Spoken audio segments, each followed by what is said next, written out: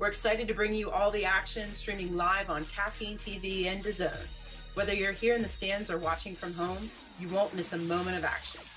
Caffeine TV and DAZN are premier platforms that bring sports fans closer to the action with high-quality, real-time streaming. Their commitment to providing an exceptional viewing experience makes it possible for fans around the world to join us in celebrating the best in women's football. Thank you for tuning in, and get ready for an unforgettable day of championship football, brought to you live on Caffeine TV and DAZN. We'd like to take a moment to recognize and thank the Dick's Sporting Goods Foundation for their incredible support. This weekend, the Dick's Sporting Goods Foundation is proudly powering the Got Her Back charity, dedicated to empowering and supporting female athletes. Got Her Back is all about celebrating the achievements of women and girls in football, providing resources, and creating opportunities for young girls to pursue their athletic dreams. Thanks to the generous backing of the Dick's Sporting Goods Foundation, we're able to host a range of impactful events this weekend that inspire and uplift women and girls in football. Their commitment to fostering growth, development, and success for female athletes aligns perfectly with the mission of the WNFC, and we're honored to have their support. Thank you, Dick's Sporting Goods Foundation, for helping us create a memorable and meaningful championship weekend. We'd like to take a moment to extend a special thank you to NFL Alumni DFW. The NFL Alumni Association is dedicated to serving former players, their families, and communities through a variety of programs and initiatives. NFL Alumni DFW's support of the WNFC Championship weekend is a testament to their commitment to advancing the game of football and supporting the next generation of athletes. Their involvement not only enhances the experience for our players and fans, but also strengthens the bond within the football community.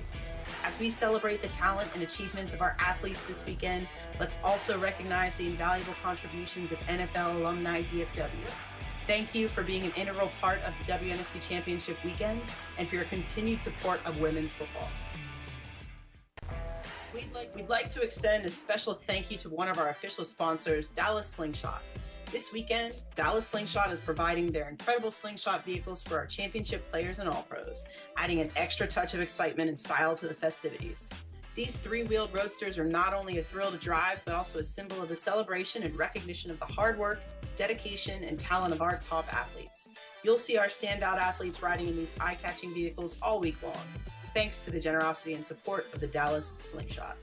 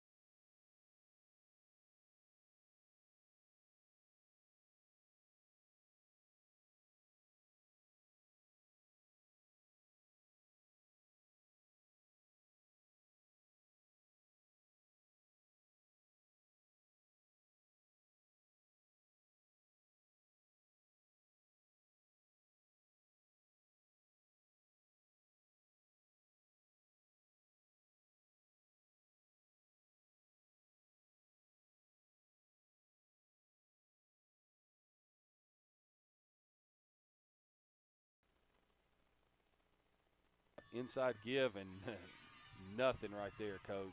It's a snap, sprints to her left. He's going to try to throw it and will be sacked. Went to the University of Utah right here in Salt Lake City. The punt is blocked. San Diego's going for it into the end zone.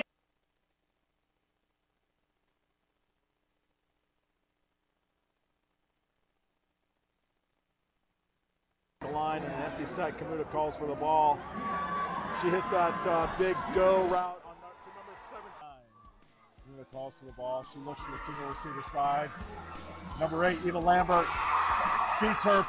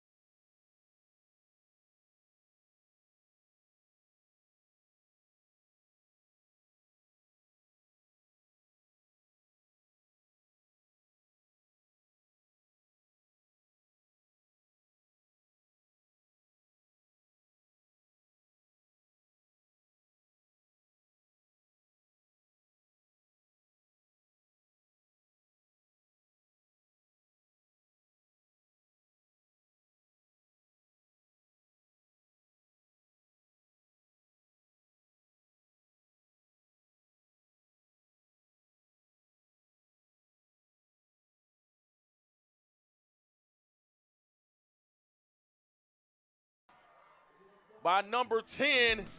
That's Katie Claxton, and in for the touchdown. Playoff hopes on the line. Handoff up the middle. Goats under center. Handoff up the middle, met at the line of scrimmage. First and 10 from the 40. Right back to Yarborough. Little stiff arm and another stiff arm. Yarborough go down the sideline. Another first down for her. And here for Vortex Elite. Giving it off. Yarborough in for the hat trick, her third touchdown on the night.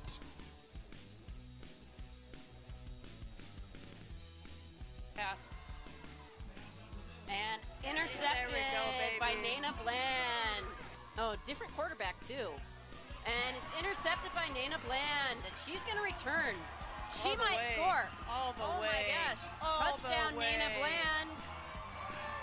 Trainer moves up under the center. She keeps it. She pushes forward. Once again, Wesley in the backfield. She fakes the handoff to Wesley. For Las Vegas. Here's the snap and the pitch to AG, who's got some space and some blockers on the right. Cuts it upfield. Lowers the shoulder and gets in. That's 6. The snap and the handoff to the right. AG looking to cut back to the left. She's got some space. Got a couple holes. Beats all the defenders, and she's all alone. She's going to take it to the house. 20, 10, touchdown, Silver Star.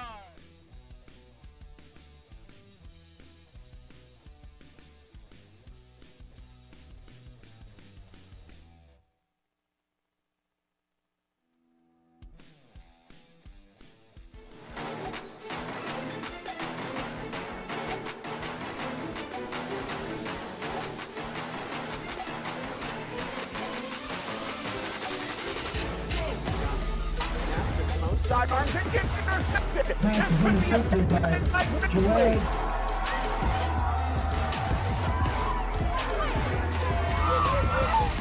That's all about official. That's all to number 4, Gabriel. Tackle. She's going to go all the way to the end zone for a touchdown.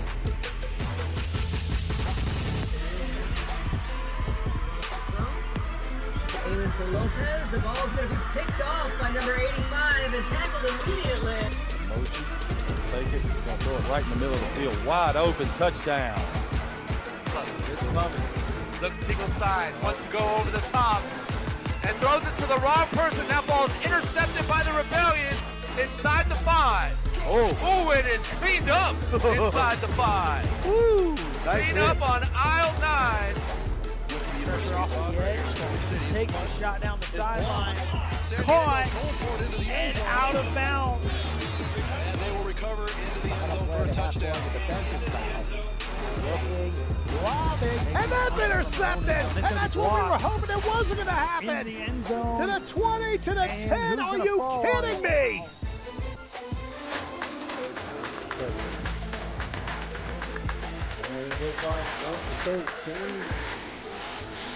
Blitz, they're going to throw for it and sack.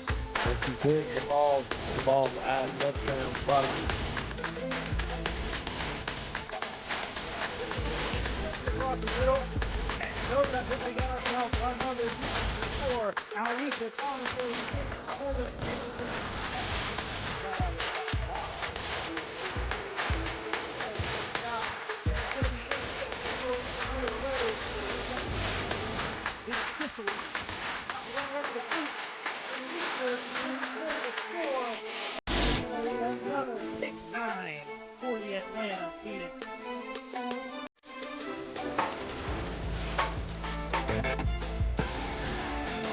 Intercepted.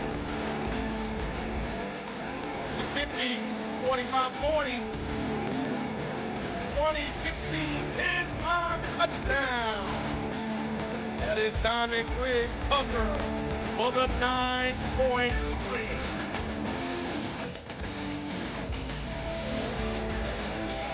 Accepted. Down the left sideline, and we're going to go to the end zone.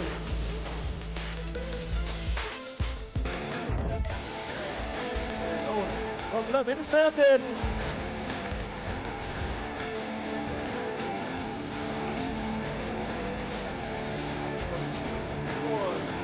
Brooks down the left sideline. Take it all the way. Go over 9.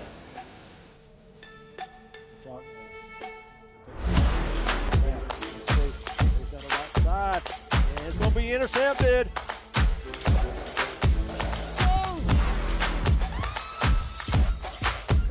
That's Broxy. She's got a 20 to 15 to 10. 5. Touchdown Avengers. Play action. Drops the ball as she's hitting the end zone. It's a fumble. And the Bandits recover it for a touchdown.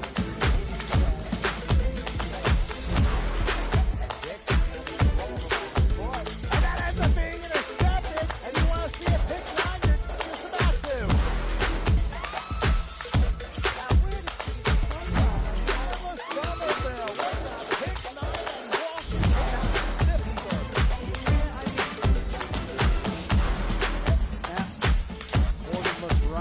Fires it intercepted to the 30, the 20, the 10, and in for the pick 9. And the Kansas City defense strikes first. Cassidy Snowden with the pick 9 for the Glory. Pass. Wrist pressure is picked off by number 10. That's Katie Claxton, and in for the touchdown on third down. He looks deep again, but there is some pressure back to Bushman. Bushman now lets it go. And picked!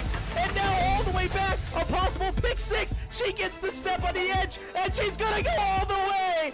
The Rebellion have all the way gone down a pick 9 for the Rebellion. And what a flip of this.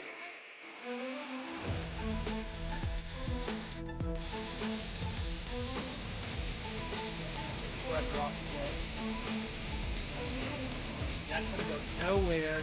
Jockey's trying to get rid of it. Ball comes loose. This is going to be scooped up. And a chance for a 9-point scoop and score. It is Kazette Collins who takes it in. Shotgun. Motion coming here. It's going to be a reverse pitch. This is going to be a pass. This is going to be a transfer score. And in for the score goes the Phoenix Coach, our first 12-point play for the WNFC Ace and score by Kazette Collins.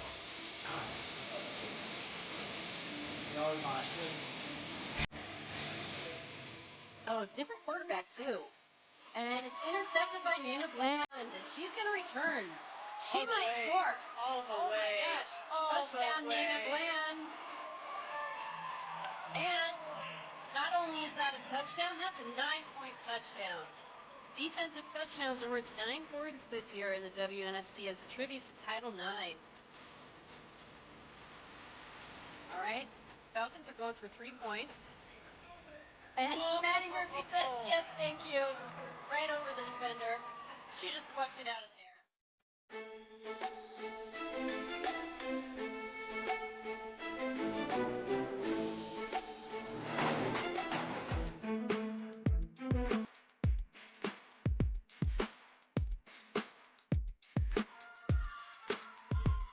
Brown's gonna go deep. What a throw! And it is caught for a touchdown. Sets back, the ball is out. It's going to be caught for a very long reception by number 3 of the Panthers. Kamuta going to Barbosa. She's behind the defenders. Caught, and she's going to go in for the score. Ring 5, Martin up the gut. Over the middle, has the receiver inside the 30, and will... Drops back, looking, dumps it over to number 31 once again, and it goes into the end zone. Touch. Trainer looking to pass. Got some pressure this time. Throws it. Person wide open and in. Take it, play fake. One may call her a number. No, she's going to throw it. Pass is caught at the 15 and coming on. Good snap. That's kind of fast. Oh, down the middle, got a super wide open. That's number 8. Oh, quarterback rolls left. Rolls in the corner. Quarterback sits back in the out. Oh, she goes deep. Back shoulder fade. It's caught. And they're going to run it with AG to the right. She's got a hole, breaks tackle, stays on her feet, stiff arms, and is finally brought down. Then the handoff to the right. AG looking to cut back to the left. She's got some space, got a couple holes, beats all the defenders, and she's all alone. She's going to take it to the house. 20, 10, touchdown, Silver Stars. And that is how you answer. Hands off to Malak, so she goes out wide to the right. She will go to the 50, to the 40, to the 35, and down. And off this time to number 26. That's Melina Malaxos off the left side. 5, touchdown, Malaxos. Staying with the running game. Here's the handoff. Another big gain on the counter. Rambo's got a chance. Past the 10, down the 5, and in for the score. Go the Majestics. The handoff to the left. Wide open space and blockers in front of them. Taking the corner down the sideline. Cuts it back inside and an excellent block. And handoff to Thomas. A lot of room again. Splits the defenders. Gets past the second level. Now into the secondary. Cuts it back. And a chance to score. And there it is. Wow, what a counter play and what a block. It's sprinting down the field. 30, 25, 20. Going to be pushed out of bounds at the 12-yard line. Hand off to Petrie under center. Hands off to Grimes. He cuts it back for a touchdown. Hand off to Grimes. Wow. She's got a hole, and she's going to make one miss, and just to take it down at the end. Bargain shot down the middle of the field. And caught over the defenders. It's D. Scott. She's in a foot race. 10-5 and in for the score. Go the Mambas. Nice swing pass out here to D. Scott. Avoids the tackle down the sideline. She's got a chance. 40, 30. She's got a blocker. 20, 10. And D. Scott is going to go in for her second score of the 2nd and 4. Clark is back. Will lob an open receiver. That's Floor. Stunner stepping. Getting to the 40 and pushed down to 36. Clark is back in a Good pass. Good pass. It's caught. Going to the 30. You can tell. 20. You can tell. Yeah. Welcome to the end zone. Got a flag. You saw Here on the defense. Passes up. Pass. It's caught for a first down and some. Eva Lambert Looks to the single receiver side. Number 8, Eva Lambert beats her player downfield, and she is on a foot race. She's going down to the 20, to the 10. She is not going to get caught. That is a 94-yard touchdown. We'll play fake it, roll right, and we'll take a shot for the end zone, and gets it! Sliding safe in the home plate. Here's a play fake, and a fire, and a wide open score! Welcome to the end zone, Casey Hilliard. She's going to put it up, go down this sideline, and it's caught. Are you kidding me? What a throw and catch. Snap around looking left to the solo side. Rashida Young has her over the top and in for the score. It was a fake to the right side, but it will be stopped. Passes up. Pass is caught, but Casey Claxton all over it. Rules. Here's Malaxos. Goes up. She's stuffed. Great tackle right there. Success days. Howard straight in the middle. Oh, and they tried going up the middle there, and even that was stopped. There's Clark with the handoff to Gant. And once again, there's just no running room. Upland this time, number 1 on the play. And there's Almisa Thomas. Ortiz Marsh drops immediately under pressure, and she's going to be sacked.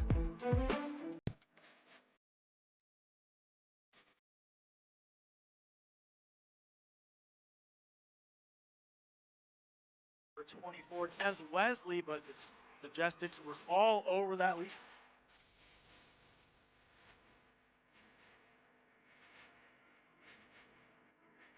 Yeah, about 8 on the play. Same formation. Was like a busted play that time, and control with ball. Play action. Langley rolling out. Loses the ball. Ball still on the ground.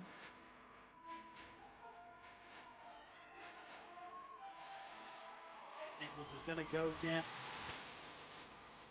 Ortiz Marsh is brought down in the backfield. That's the back. She's not going to have a chance. She's sacked. And lost the foot. They still have the football. Morgan looking to pass and will be sacked.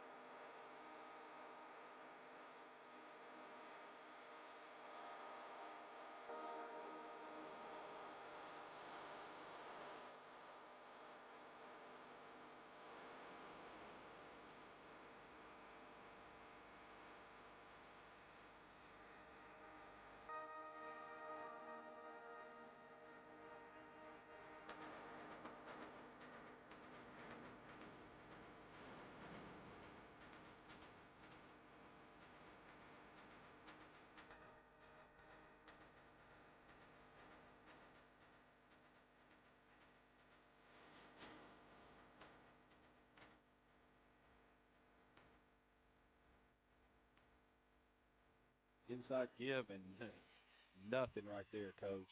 It's a snap, sprints to her left. He's going to try to throw it and will be sacked. Went to the University of Utah right here in Salt Lake City. The punt is blocked. San Diego's going for it into the end zone.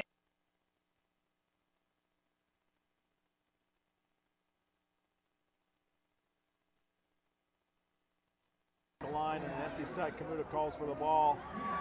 She hits that big go route to number 17. Kamuta calls for the ball. She looks to the single receiver side. Number 8, Eva Lambert, beats her player down. Anderson with the handoff to Tyler Curtis. And she's going to go nowhere this time as she's taken down.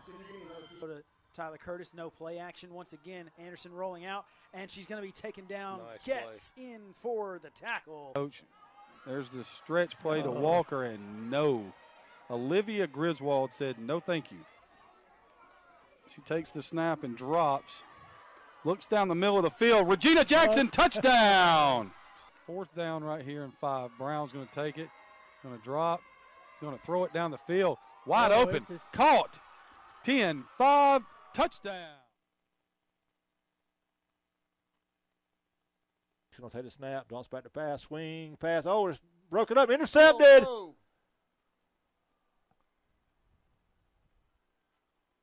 Oh, my goodness. That's number 21, Brooks, down the left sideline, and she will take it all the way to the end zone for a pick 9.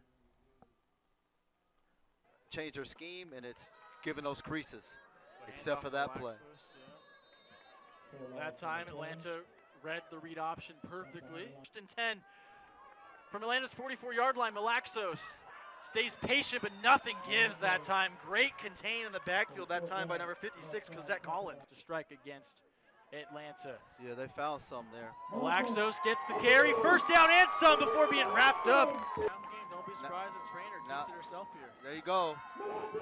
Malaxos. Touchdown, game Touchdown! over. San Diego Rebellion remain undefeated, win their first ever battle against the Atlanta Phoenix, and just like that, Melina Malaxos is the hero, and the San Diego Rebellion walk it off. Good night, everybody. And long. Here's the fake handoff to Lewis up the middle, and the end around to AG. And here's the snap and the handoff to AG's met in the backfield by an ankle tackle. Have this game out. Up, a little pitch out. Come on, Dragon. And this is getting blown up. That's not going nowhere. Rolls to the far side, and it gets blown up. Play action. Little dump off. Trying to turn the corner. And slips inside. Oh, what a move. Oh, what a move. Inside the 5, down to the 3. Giving it off there on the far side. Trying to turn the edge. Will turn the edge and cutting up field. Flips a little bit. What? Oh, it was a fake to the right side, but it was Stonebreaker pass. Prison pressure is picked off by number 10. That's Katie Claxton, and in for the touchdown. Playoff hopes on the line. Handoff up the middle. Go to under center. Handoff up the middle. Met at the line of scrimmage. First and 10 from the 40. Right back to Yarborough. Little stiff arm and another stiff arm. Yarborough go down the sideline. Another first down for her. Here for Texas Elite. Giving it off. Yarborough in for the hat trick. Her 3rd touchdown on the night. First and 10 from the 40. Right back to Yarborough. Little stiff arm and another stiff arm. Yarborough and intercepted by Nana Bland. Oh, different quarterback too. And it's intercepted by Nana Bland, and she's going to return. She might score. All the way. Oh my gosh. Touchdown, Nana Bland.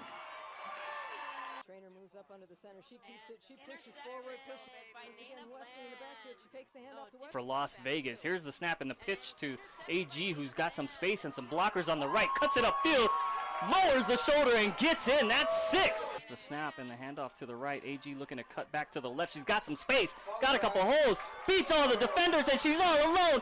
She's going to take it to the house. 20, 10. Touchdown, touchdown, Silver Star. Lowers the shoulder and gets in.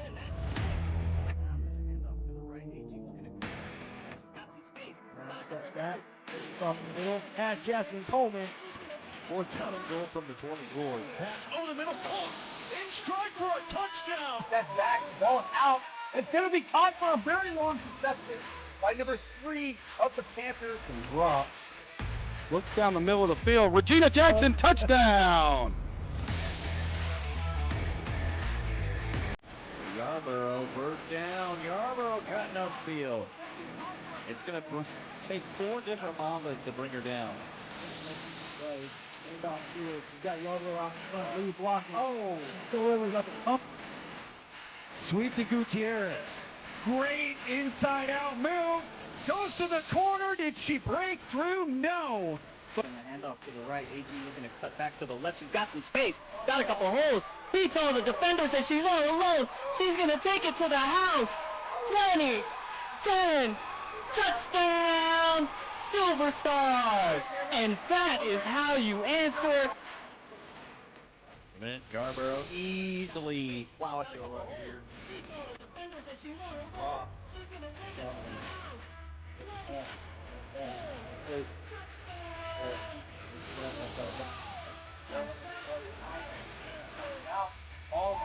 It's a great punt for the Glory. What a move! What a move! Will it stop? Will it stop?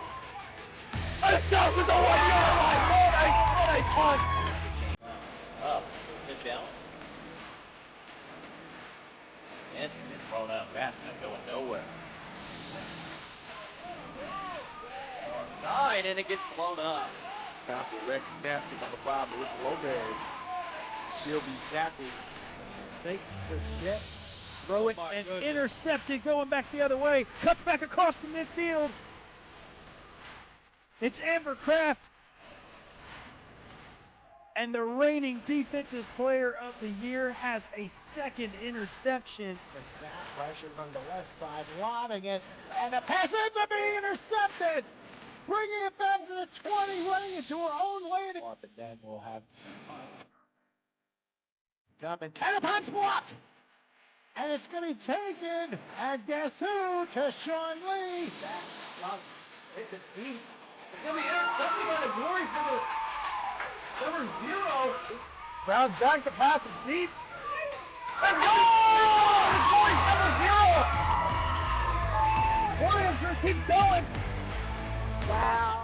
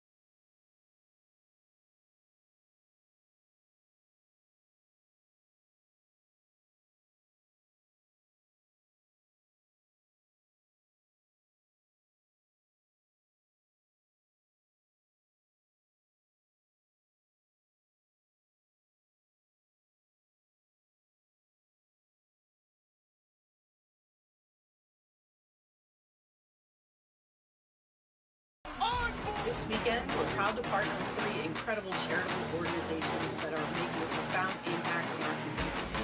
Got Her Back, Play Like the Girls, and Mothers Against Drunk Driving. Got Her Back Sidearm kick gets intercepted. This could be a providing ways and opportunities that can help them pursue their dreams. As the official charity of the WNFC, their mission aligns perfectly with our own commitment to accelerating equity and success for Number 4, Gabriel.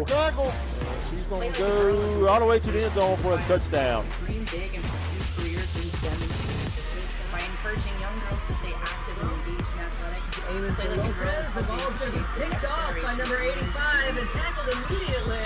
Mothers Against Drunk Driving is a champion. Right in the middle of the field, wide open, touchdown. Programs that prevent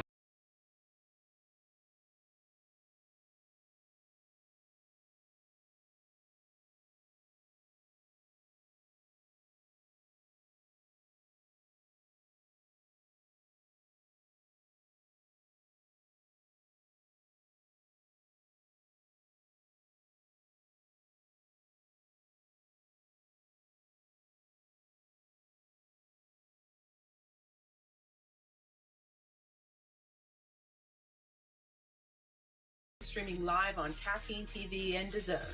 Whether you're here in the stands or watching from home, you won't miss a moment of action.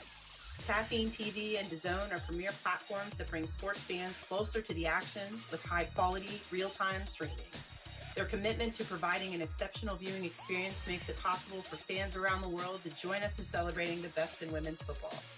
Thank you for tuning in, and get ready for an unforgettable day of championship football, brought to you live on Caffeine TV and DAZN. Dick's Sporting Goods Foundation for their incredible support. This weekend, the Dick's Sporting Goods Foundation is proudly powering the Got Her Back charity, dedicated to empowering and supporting female athletes. Got Her Back is all about celebrating the achievements of women and girls in football, providing resources, and creating opportunities for young girls to pursue their athletic dreams. Thanks to the generous backing of the Dick's Sporting Goods Foundation, we're able to host a range of impactful events this weekend that inspire and uplift women and girls in football. Their commitment to fostering growth, development, and success for female athletes aligns perfectly with the mission of the WNFC, and we're honored to have their support.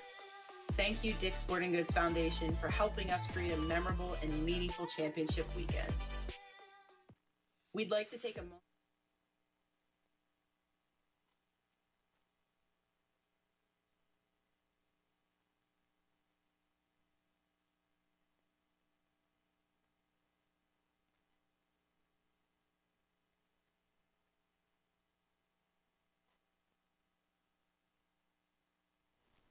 Faster, these athletes are getting a lot, quicker with the game. I think the biggest surprise for me was the rookie class came in hot. They were doing well. They were they did a great job this rookie season. Really a lot of young women coming out here to play that are just evolving the game and doing a great job. All right, and with that, the explosion of women's sports this year has gone crazy. So how do you think that affected the WNFC and your viewership, and what do you attribute to that? Absolutely. This season we've had our biggest viewership that we've had in multiple countries, hundreds of countries watching us, thousands of new people who are viewing us both on Caffeine TV and DAZN. So it's been awesome to see our viewership grow and the popularity of our not only the WNFC but women's football in general grow. It's been exciting to watch with the addition of our WNFC flag program that we put together this year. Just really good stuff all around. Very competitive games, very strong athletes. So it's been a lot of fun to watch. And speaking of expansion, you guys announced that you have a new team next season, the Chicago Win. So tell us a little bit about that and what you're looking forward to in the future. Absolutely. Angelique Smith, I've had the opportunity to meet her and really talk through what Chicago's looking for. I have no doubt what they're bringing to the table next season. I look forward to it. They'll be a very, very strong program as they've been known for in the past. So, after some really good discussions with the ownership group there, I think we're all in for an exciting season next year. I keep saying we had the most competitive season yet, but we're growing, and it's really exciting to see where we're going. And this last question, what do you want to say to all the fans and the people out there that are watching this game and are geared up for tomorrow's 9 Cup? Absolutely. Oh, it's going to be exciting. We start the day with breakfast for the award ceremonies and some really good panelists we have going on. Throughout the day, we'll get into some flag with the WNFC, really exciting there, and finish obviously with the championship of flag and tackle. Should be an awesome game. I'm excited to see the matchup, and I would just say to the fans, thank you for your continued support. Thank you to our partners, our sponsors who really keep us going and give us the opportunity to do what we love here. And I'm really excited for the Texas-Mississippi matchup tomorrow. Thank you. Thanks for talking to me, and we're getting ready to start the All Pro Game, so we'll see you guys later. Take care. Thank you. Thanks.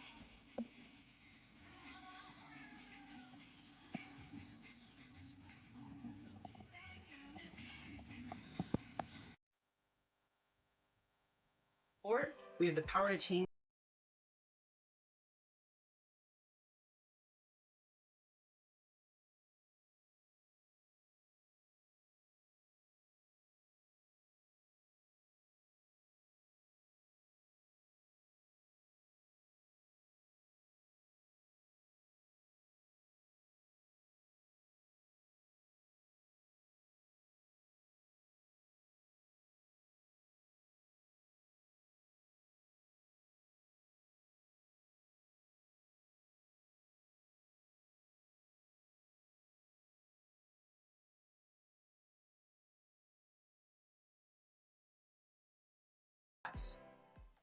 Of this preventable crime.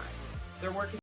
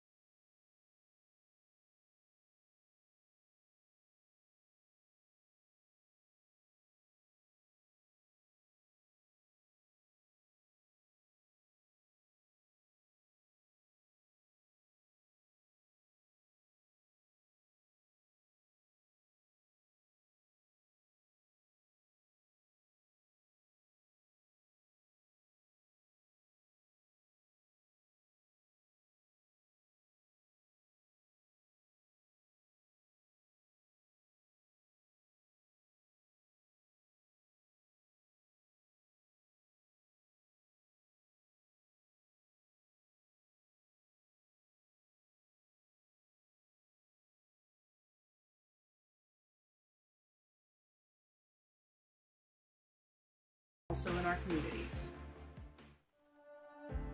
This weekend, we're proud to partner with 3 incredible charitable organizations.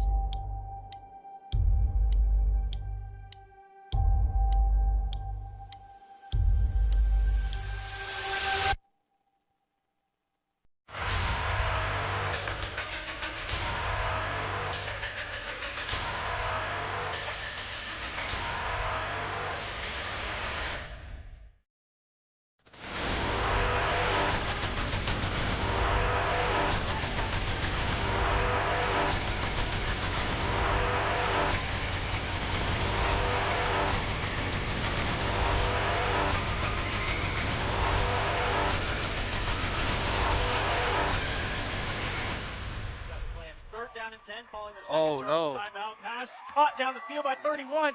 Mercy Scott in coverage, and that is a gain. Comes a motion across. There's the fake. Langley going to take it, shoot it down the middle. That ball is caught. It's Buchanan, 45, 50, 45, and she'll stop, cut back, 40, 35, and she'll be taken out of bounds. And they're going to take a shot, and it's going to be intercepted and going the other way. This is Crystal Reese. She's got one woman to beat, and she beats her in for the score.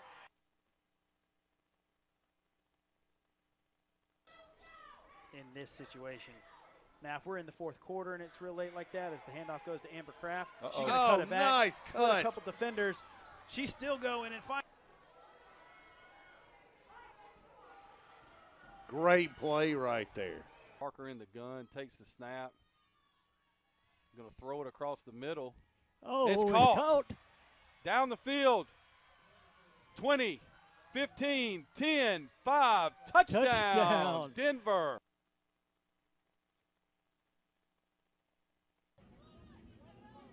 So she'll keep it on the left side. Get the edge. Trying to race to the end zone. Oh! Runs over one and in for the touchdown. Snap, looks, takes a shot, and it is, I think, intercepted. It is. And slipping out of one tackle and to another, running out of bounds. Six into shotgun, a low snap, under pressure, fires. And this time it is caught. 5 yards. And that looked like it was going right into the old breadbasket for the defense, but it must have got through the hands. The only true mistakes are the ones from which we learn nothing as the Mambas get in there with authority. Oh, my goodness.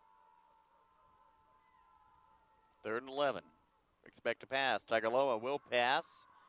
Going on a wheel route, and it is caught. Unbelievable catch there by Brooklyn Cousin. What a catch. This will be huge here. That's Catrone looking to pass.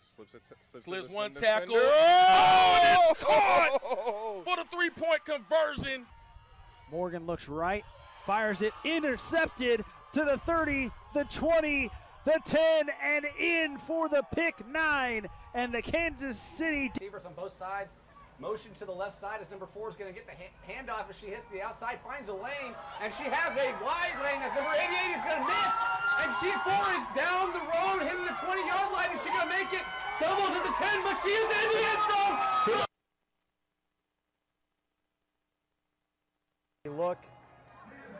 Looks like a handoff again to Curtis now to the right side. She gives one stiff arm. She does get to the corner. She gets down the field, and she breaks it.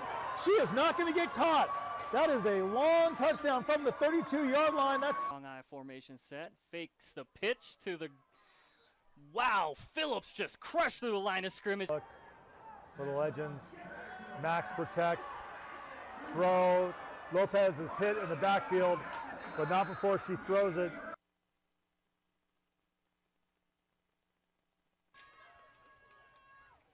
Sweep to the right. Oh, and it's going to be a big one. Breaking through a few tackles and getting the first down. And flip back, look behind Petrie. She drops. Unblocked defender right up the middle. Here's the snap and the handoff to the right. AG looking to cut back to the left. She's got some space. Got a couple holes. Beats all the defenders, and she's all alone. She's going to take it to the house. 20, 10, touchdown. There's the snap, and Brown takes the drop.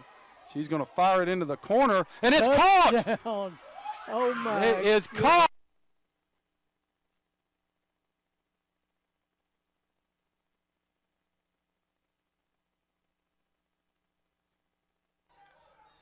Here's the snap. Brown looking left to the solo side. Rashida Young has her over the top and in for the score.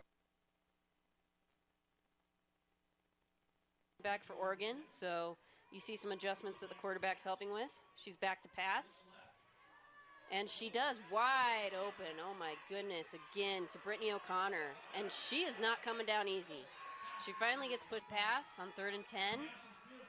Oh, and it's intercepted. Number 11 with the interception. Flip it to pro left eye. There goes the ISO. Nice run, 40. Runs through a tackle, 35. Runs over somebody at the 30 down to the. That week 2 win after a double OT loss, like to come back and win 34-7. Trainer up the gut, goes untouched, and she'll get in. Gallica rolls out. Plays a tackle, but then she's about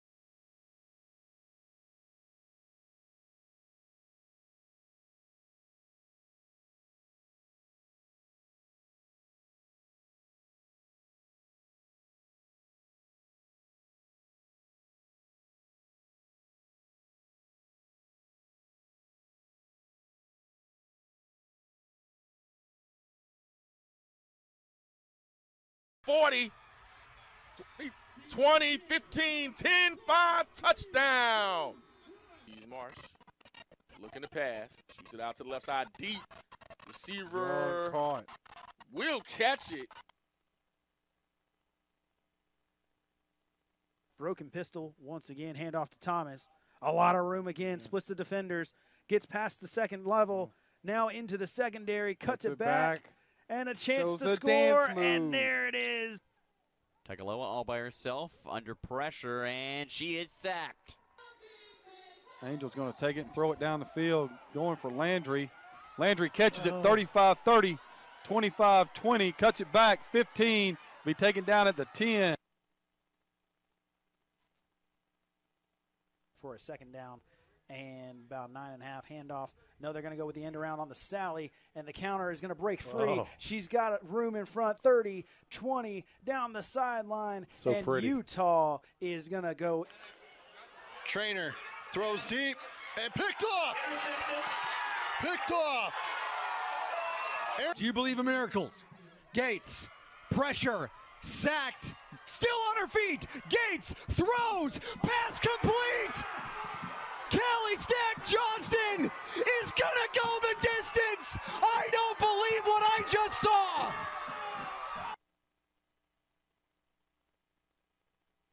Here on fourth down after failing on third for the 5th time today. Taking a shot down the sideline. This one is Sangaland caught. Back to pass, swing, pass. Oh, it's broken up, intercepted.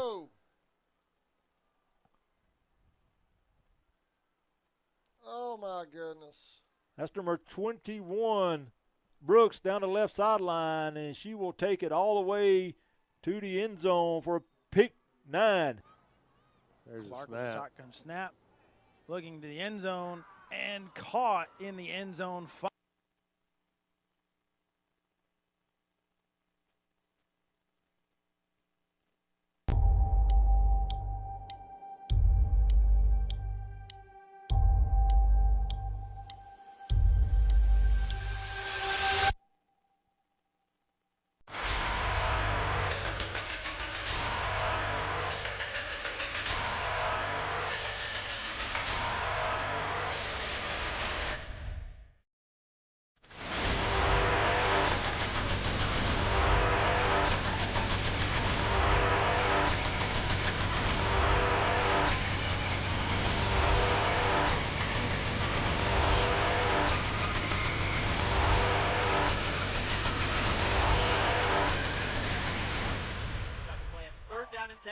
Oh, no. Timeout pass caught down the field by 31. Mercy Scott in coverage, and that is a gain. Comes a motion across. There's the fake. Langley going to take it, shoot it down the middle. That ball is caught. It's Buchanan, 45, 50, 45, and she'll stop, cut back, 40, 35, and she'll be taken out of bounds. And they're going to take a shot, and it's going to be intercepted and going the other way. This is Crystal Reese. She's got one woman to beat, and she beats her in for the score.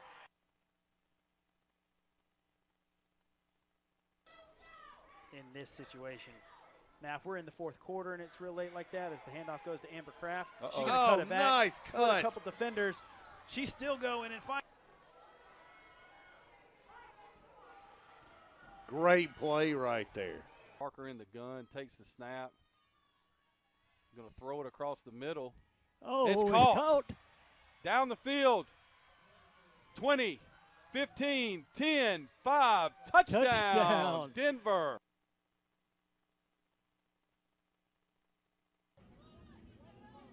So she'll keep it on the left side. Get the edge. Trying to race to the end zone. Runs over one and in for the touchdown. Snap, looks, takes a shot, and it is, I think, intercepted. It is. And slipping out of one tackle and to another, running out of bounds. 6 into shotgun, a low snap, under pressure, fires. And this time it is caught. 5 yards. And that looked like it was going right into the old breadbasket for the defense, but it must have got through the hands. The only true mistakes are the ones from which we learn nothing, as the Mambas get in there with authority. Oh, my goodness. 3rd and 11. Expect to pass. Tagaloa will pass. Going on a wheel route, and it is caught. Unbelievable catch there by Brooklyn Cousin. What a catch. This will be huge here. That's Catrone looking to pass. Slips one tackle. Oh, and it's caught for the three-point conversion. Morgan looks right, fires it, intercepted to the 30, the 20, the 10, and in for the pick 9. And the Kansas City Receivers on both sides. Motion to the left side as number 4 is going to get the handoff as she hits the outside, finds a lane, and she has a wide lane as number 88 is going to miss. And she is down the road, hitting the 20-yard line. Is she going to make it? Stumbles at the 10, but she is in the end zone.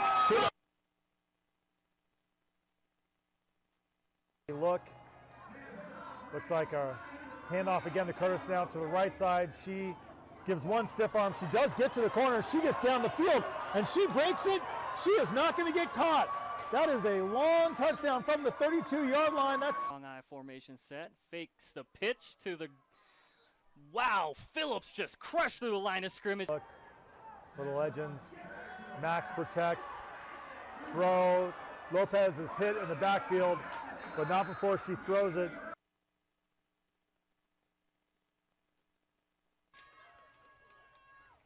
Sweep to the right. Oh, and it's going to be a big one. Breaking through a few tackles and getting the first down. And Flip back, look behind Petrie. She drops. Unblocked defender right up the middle. Here's the snap and the handoff to the right. AG looking to cut back to the left. She's got some space, got a couple holes, beats all the defenders, and she's all alone. She's going to take it to the house. 20, 10, touchdown. There's the snap, and Brown takes the drop. She's going to fire it into the corner, and it's caught. Oh, my. It is caught.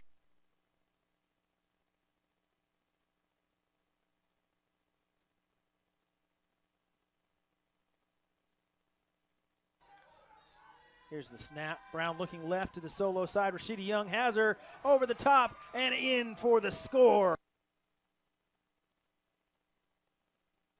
Back for Oregon, so you see some adjustments that the quarterback's helping with. She's back to pass.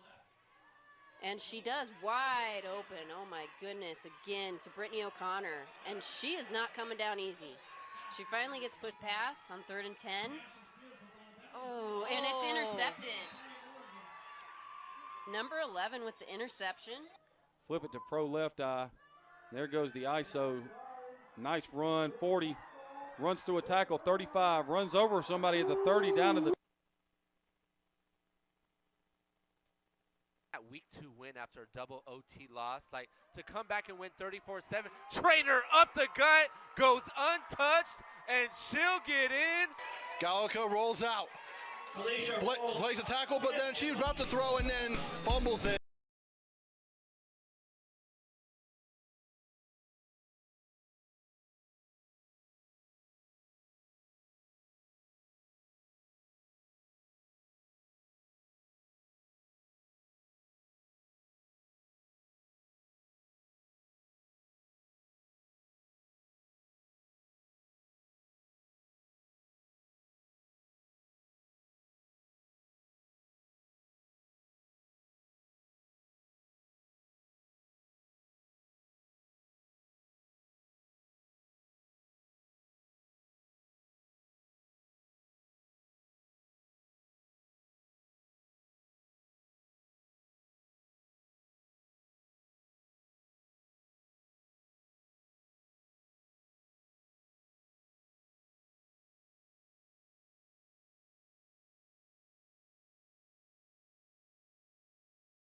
The profound impact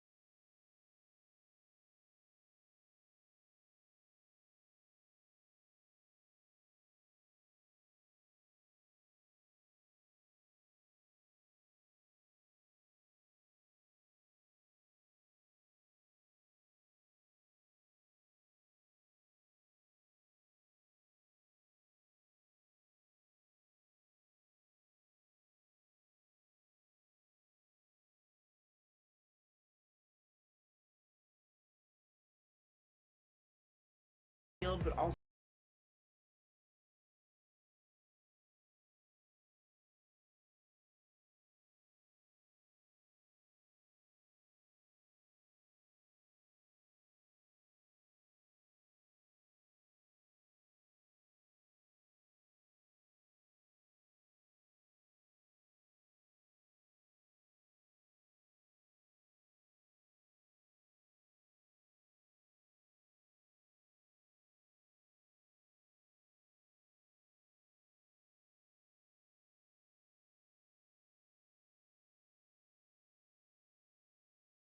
lives. We'd like to take a moment. We're excited to bring you all the action streaming live on Caffeine TV and DAZN. Whether you're here in the stands or watching from home, you won't miss a moment of action.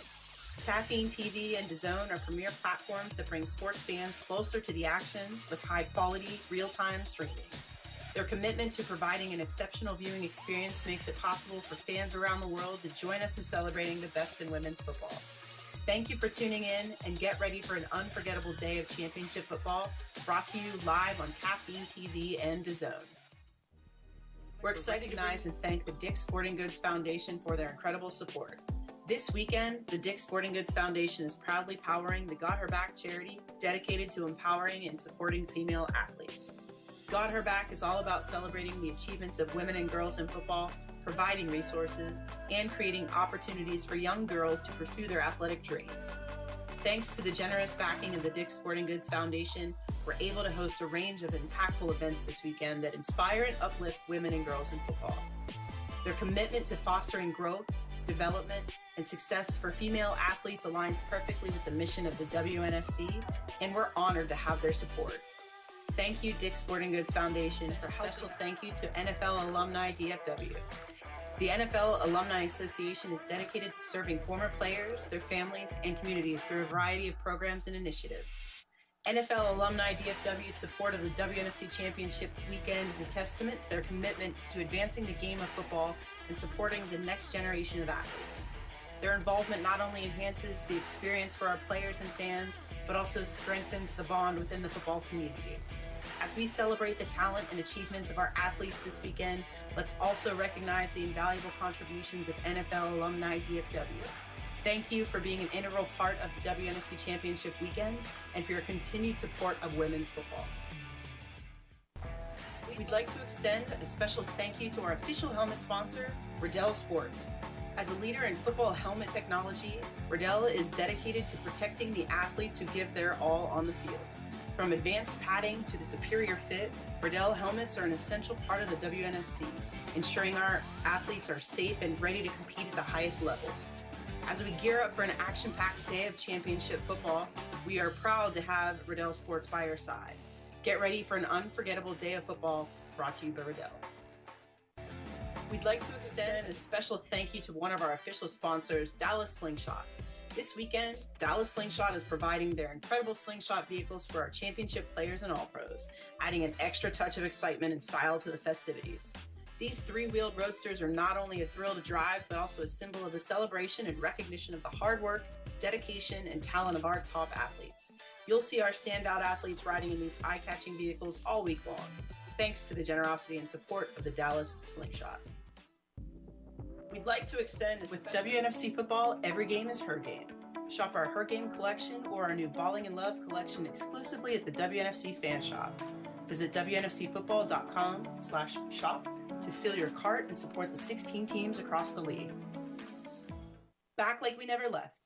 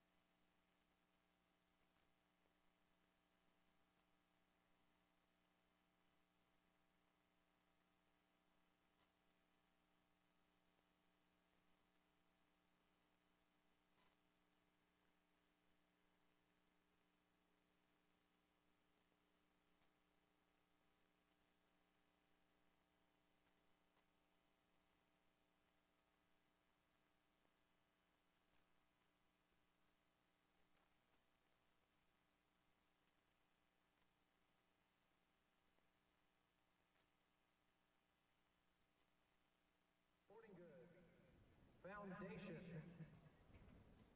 Caffeine TV, and DAZN.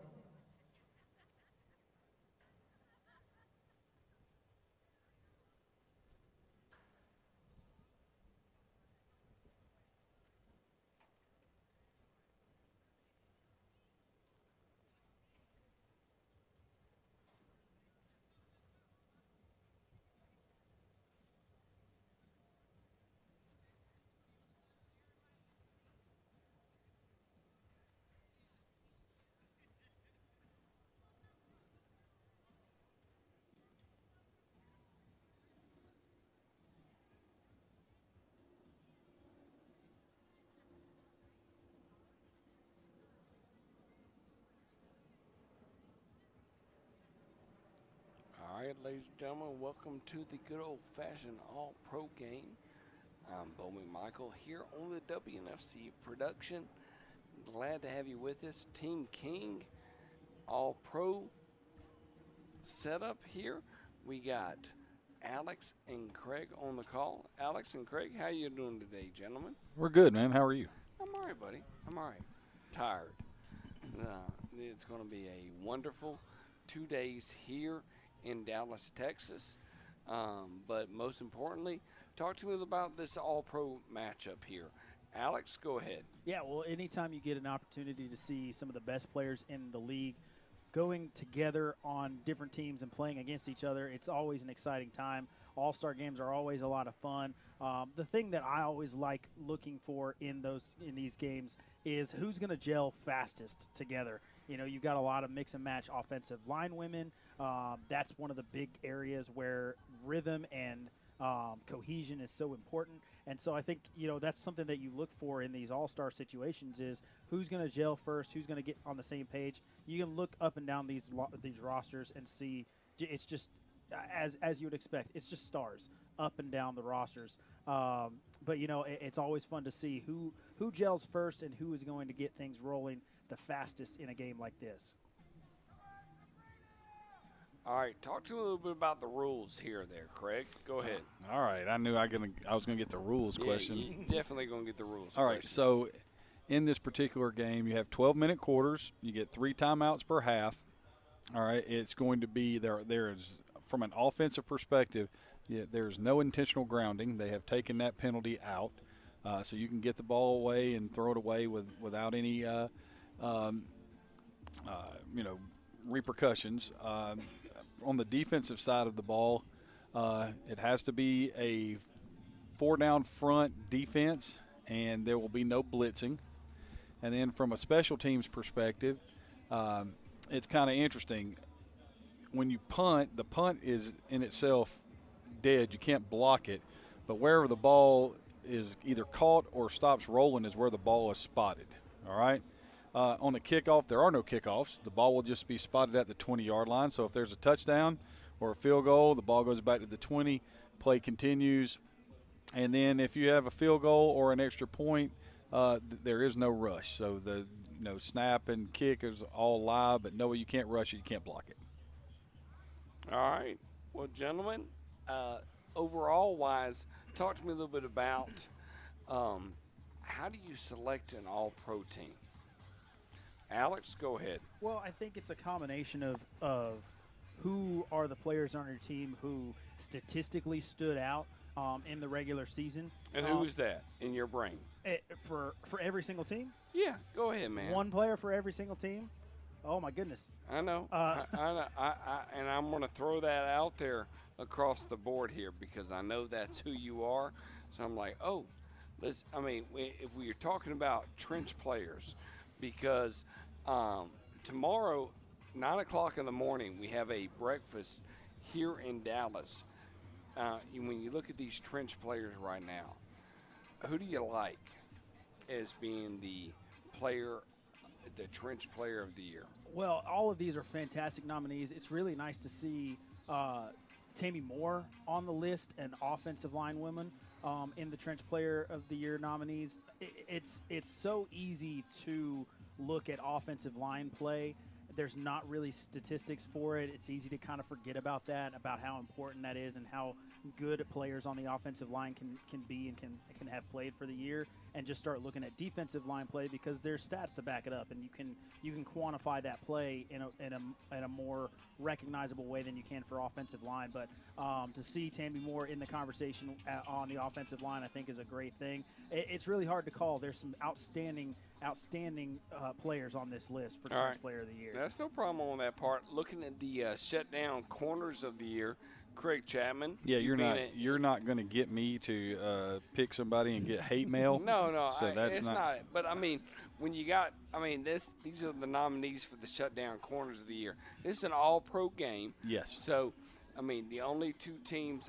We got Texas is not playing in this, but the other four should be playing in that matter right now. So, talk to me a little bit about shutdown corners. Yeah, if the true definition of taking away half the field.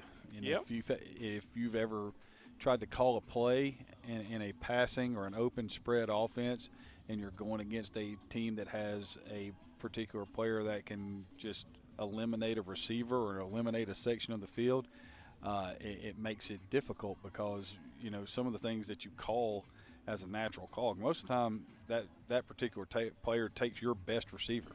And when that happens, now you've got to figure out a way. Do you change the formations? Do you move the receiver in the formation? Do you motion the receiver across? Do you do all these things? And it's all because one player has the ability to take that player out of the game. Well, at halftime, we'll talk a little bit more about the nominations. Glad to have everybody with us here on Caffeine the Zone.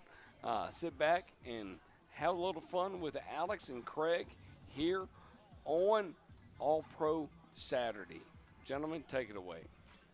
Yeah, and like you said, All Pro Saturday, it's a fantastic event all weekend long, both Saturday and Sunday. Tomorrow, obviously, you've got the 9 Cup as the pièce de résistance, if you will. I don't know if that's right, but French always sounds good. So that's at the end of the day tomorrow. But a whole weekend of outstanding events with the All Pro Game today. You got your flag tournaments going on tomorrow. A lot of really exciting things. The one-on-one tournament that they got going on. So there's a lot of excellent things happening in Texas all weekend for the WNFC, and I am really proud and happy to be a part of it, as I know Craig is as well.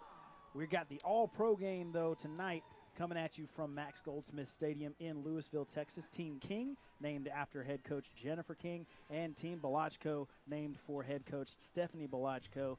And Team King is in black, Team Balachko is in blue, and the captains are meeting at midfield for the coin toss. So we're going to get the coin toss here in just a little bit. Now I'm going to ask you a little strategy for All-Pro All-Star games. Okay. You win the toss, what do you do with the football? I do the same thing I would do in a regular game. I put my defense on the field. Exactly. Defense is going to be way ahead of the offense at this point in time. And it normally takes about a quarter and a half for the offense to catch up to the defense. So, yeah, I'm putting my defense on the field first. But this is what this should be. This weekend, the 9 Cup weekend, is a celebration of what the WNFC. It has been an outstanding year. This is going to be an outstanding game with an outstanding display of talents from, all 3 conferences, from the West, the Central, and the East, and or the Pacific, the Central, and the East. I don't want to get Atlantic. Well, I'll just leave now. I'll just leave now. Just go home. That's what happens when you take a week and go on vacation. You just forget everything. But it should be, a celebration of the talent around the league, and it's that way in the All-Pro game. You got the flag football, and then you end it with the 9 Cup. But this is what it should be. Well, and something that I really like about the setup of this particular All-Pro game is that you're going to see players from the same team on different sides of the ball here for this one. What's going to happen when Grace Cooper carries the ball and meets Amber Kraft in the hole? Like, who's going to win that matchup? We don't get to see that week to week. They do that every week in practice, but what's going to happen in a game situation? That's going to be exciting to see things like that taking place. You got from Seattle, Patience Kamuta at quarterback on one side, and her really reliable running back, Jasmine Rambo, on the other side. And, if you look at Team Balachko, what does their linebacker situation look like, Alex? Oh, my.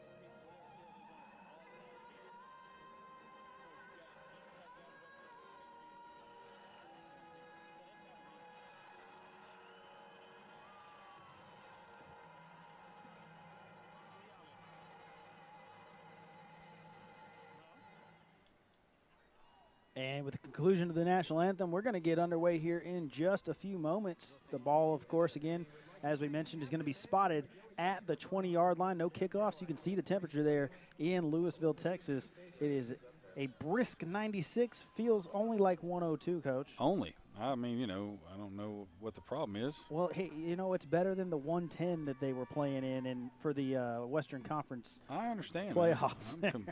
Completely, I understand it. Our officials there on the screen, as you can see, of course, want to give a big shout-out to them for coming out and being a part of this all-pro action. Can't do anything without the officials.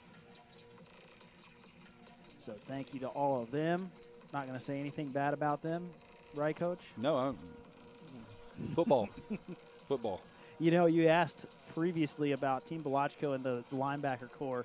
You've got defending Defensive Player of the Year, Amber Kraft. You got Cassidy Snowden, who is an MVP finalist this year. You got Katie Claxton, who is a Defensive Player of the Year finalist this year.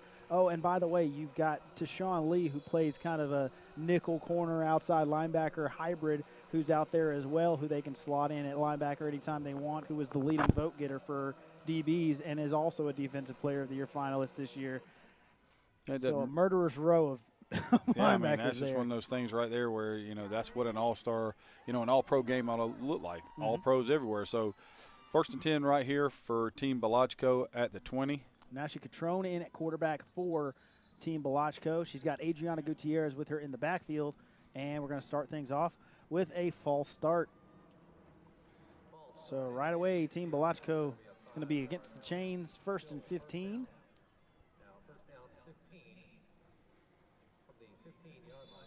Going to do our best to get names and jersey numbers and all of that called for you. Catrone picks it up, fires it out to Adriana Gutierrez in the flat, but she's going to be rally tackled by a host of Team King defenders, including former teammate Ninji Martin.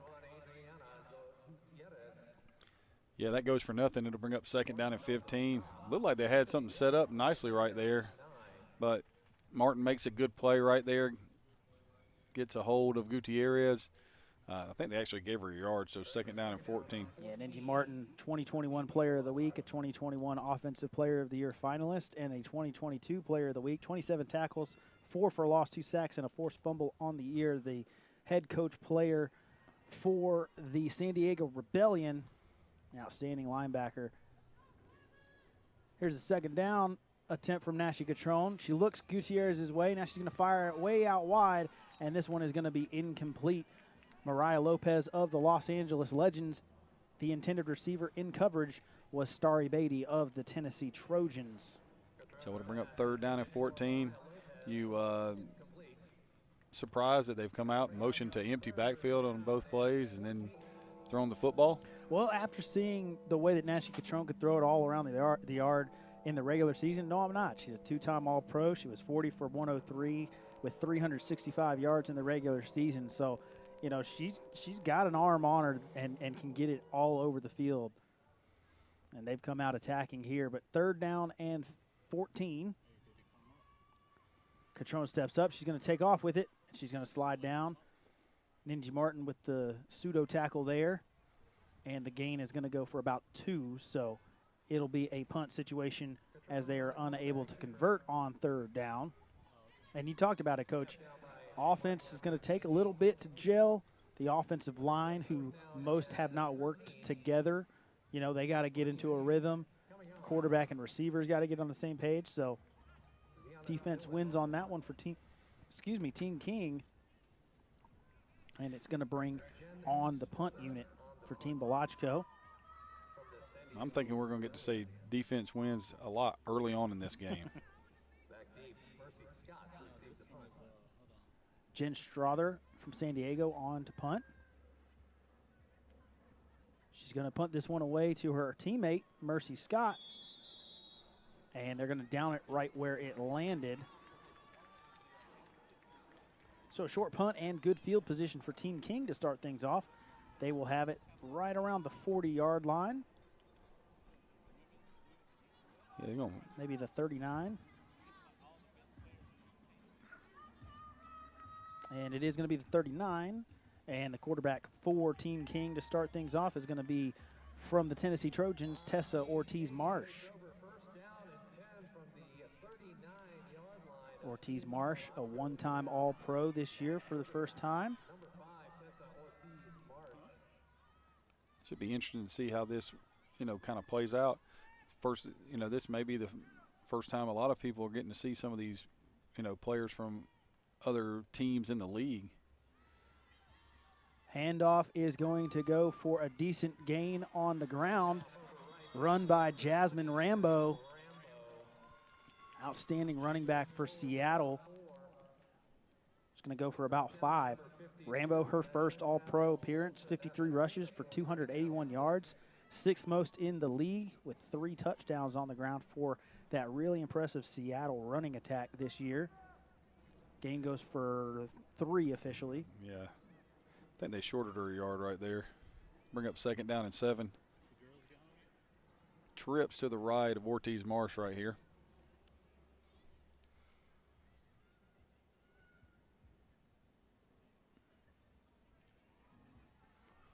The lefty Marsh gets rid of it. And Ortiz-Marsh finds receiver Catherine Floor from the Washington Prodigy, but for not much of a gain there.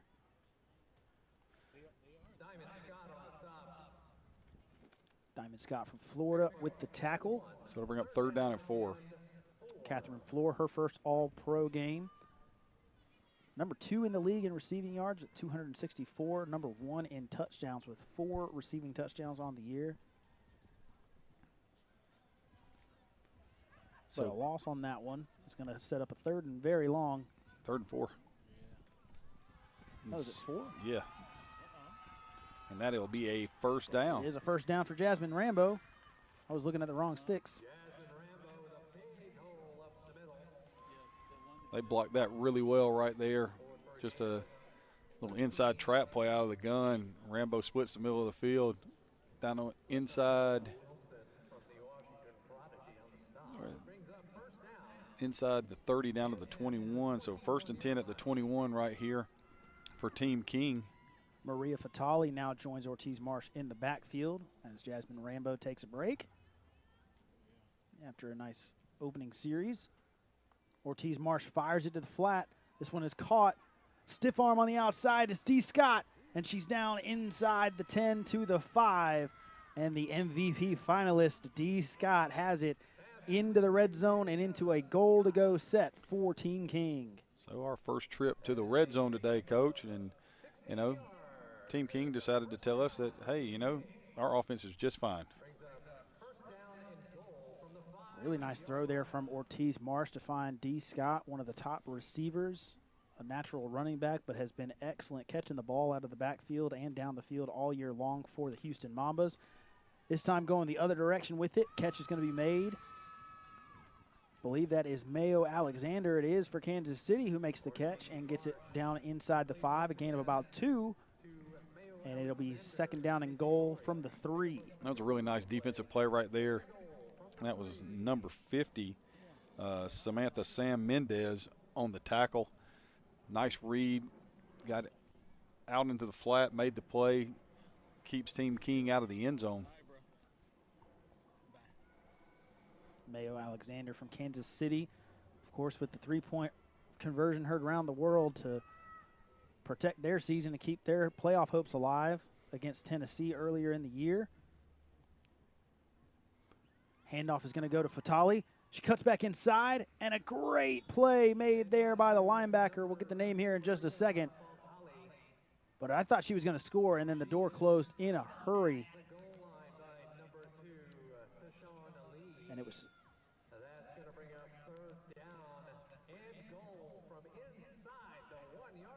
not sure who the linebacker was on that one who made that play, but it was outstanding for Team Balachko.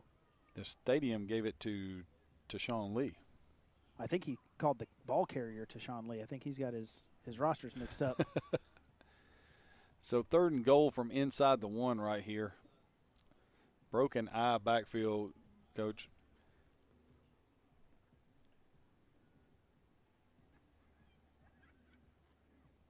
And they're going to get the jump, but now they're going to get jumped themselves. So penalty is going to go against Team King. It's going to be 5 yards. The handoff did go to Jennifer Ingargiola, the fullback from Las Vegas, but the false start is going to wipe things out and push them back 5 yards. Tried to get them to jump there. Didn't get the call. But so instead of it being 3rd and goal from inside the 1, now you're back at, just inside your 6-yard line now. As a spread guy, it gives me more room to throw the ball. Well, they're going to stay in that broken pistol. It's a heavy set. They got Ingargiola from Las Vegas, the fullback. Grace Cooper, now the running back.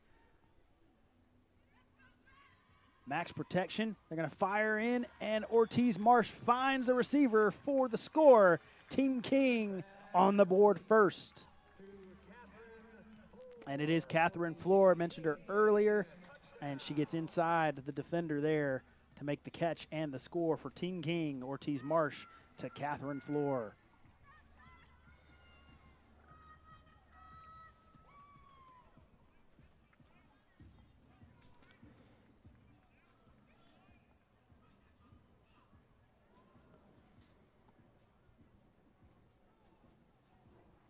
And so as we talked about in the pregame, the point after touchdown is going to be kicked, and it's going to be good. There will be no rush on point after touchdown. But Jocelyn Charette on from Seattle to kick the extra point, held by Nenji Martin. And now Team Balochko will take over at the 20. Team King goes up first, 7-0. They lead, and that was an impressive drive right there. It was. Started with really nice field position, and then just marched it down the field.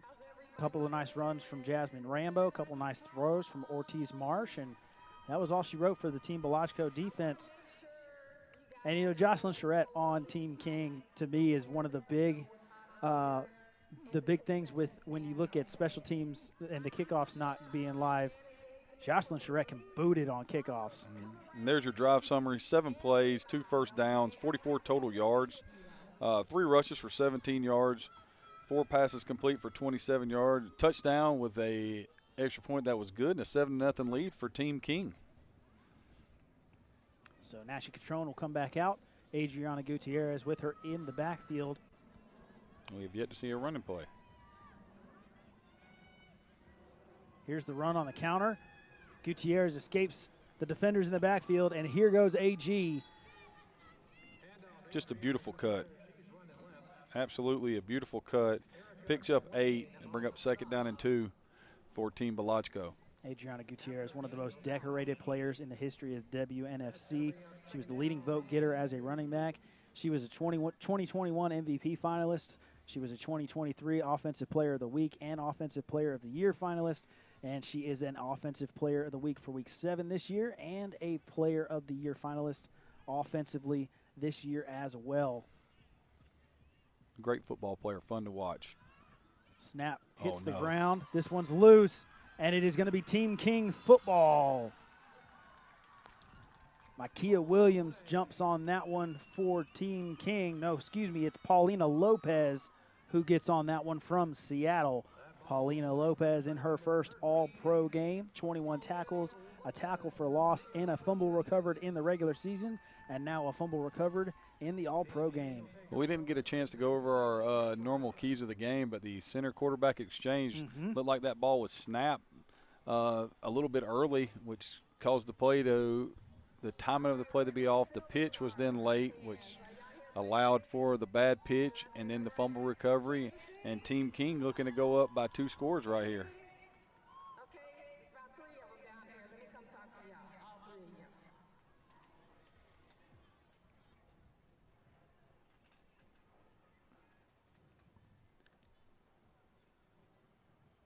So a little bit of a delay. We're waiting on the football.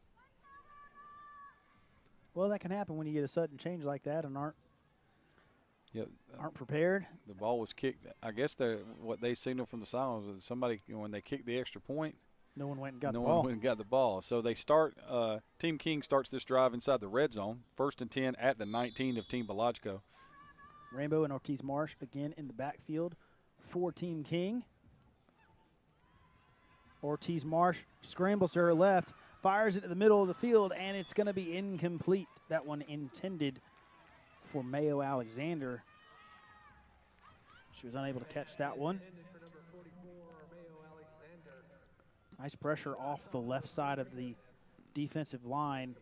I believe that's Sabrina Kessler that's bringing that pressure. That's the second time that she's won almost immediately off the snap. It's been an impressive job of, pass rush skills coming from the left side of the defense right there. Yeah, she's the week 2 trench player of the year was Kessler.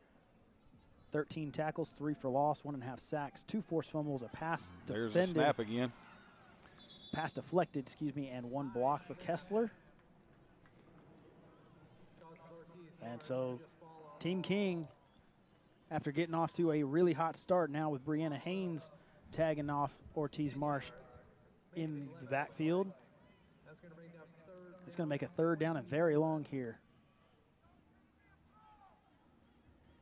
So it's going to be 3rd and, where is it? It was at the 19, correct? It was. So now it's at the 30, so that's 21. Math is hard.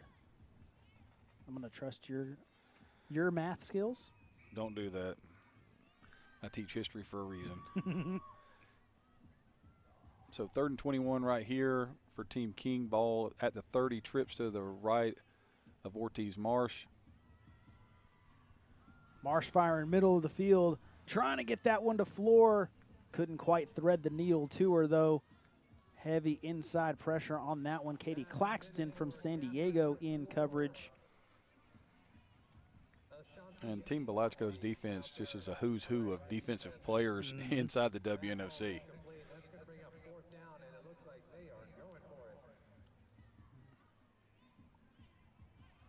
So Team King will bring out the punt team.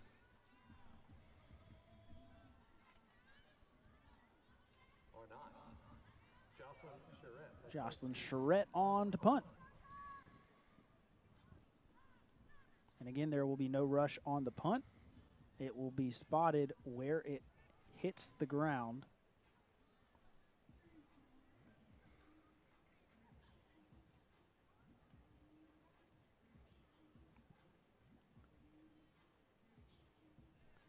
And in a game like this, that's a great punt. It's it's a situation where in the regular season for Team Belachko there, Mila Somerville receives that one, but when you've got live special teams, a punt like that, you just let it bounce and go in the end zone. Obviously, you really wouldn't see much of a punt from that field position, but with the special rules like this here, you can see things like that where you punt it and you try a little bit of that gamesmanship and get them inside the 10 as they have done here. Ball's spotted at the 6. And a new quarterback on the field for Team Belachko, a rookie sensation out of Seattle, Peanut Kamuta. And business has just picked up. So it'll be 1st and 10 for Team Belachko, ball at their own 6-yard line. Don't adjust your sets. Peanut is wearing number 82. That's right, the quarterback is 82. So we'll see what Peanut can do here with the Belachko offense. Takes a shot, fires, and caught. And right away, a strike to Calix Lewis out of Las Vegas. She is a 2024 Game Changer of the Year finalist. And that changes the fortunes of the Team Belachko offense right away. When Kamuta's back foot hit the ground, that ball was out. She threw an absolute strike, and she threw it on time. That was impressive.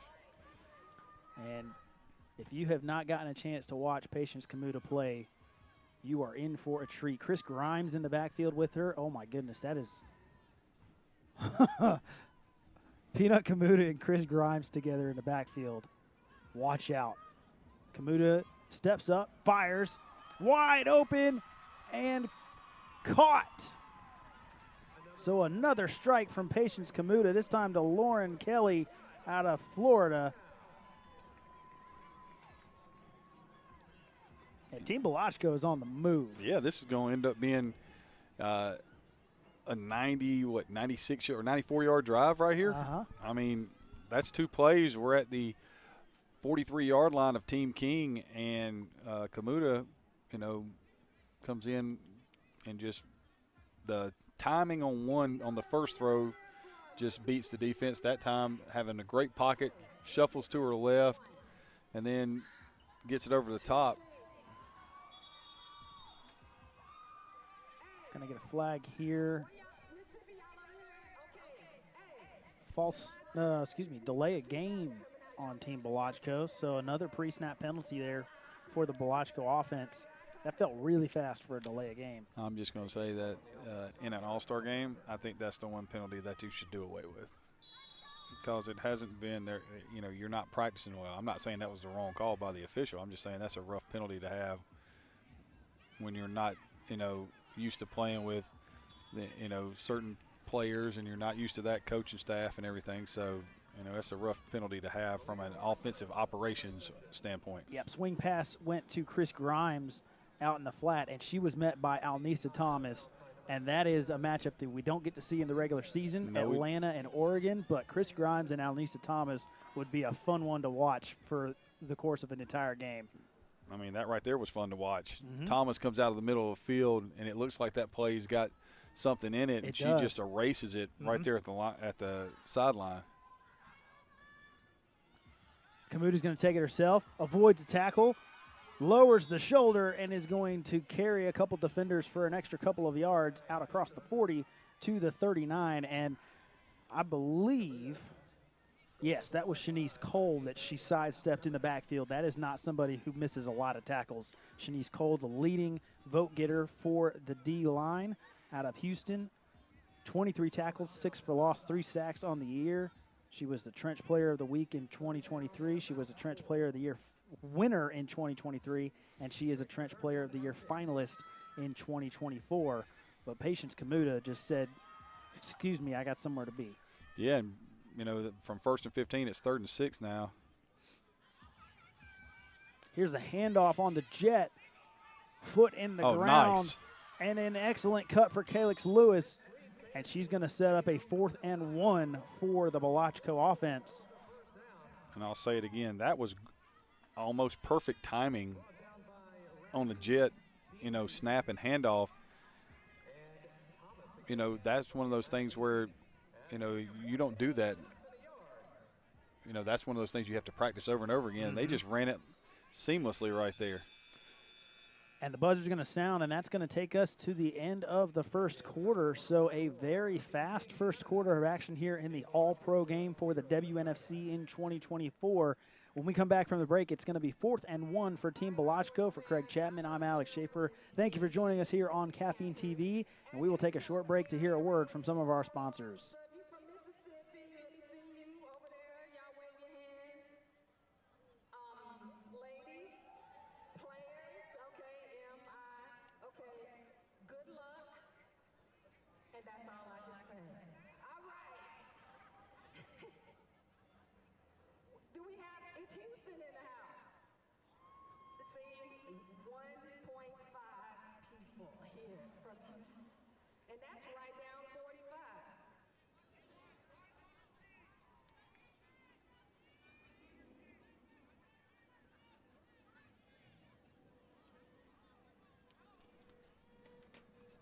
And so thank you to all of our sponsors.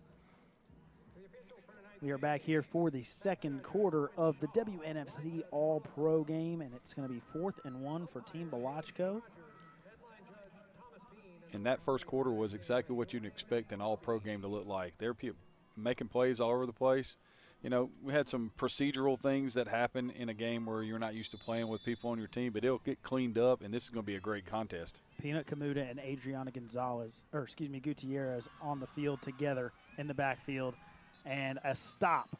Shanice Cole is going to be the one that makes the tackle in the backfield. As you can see there through the first quarter, the stat breakdown, 76 yards for Team Belachko, 33 yards for Team King, but importantly, the score for Team King on their opening drive. And same thing.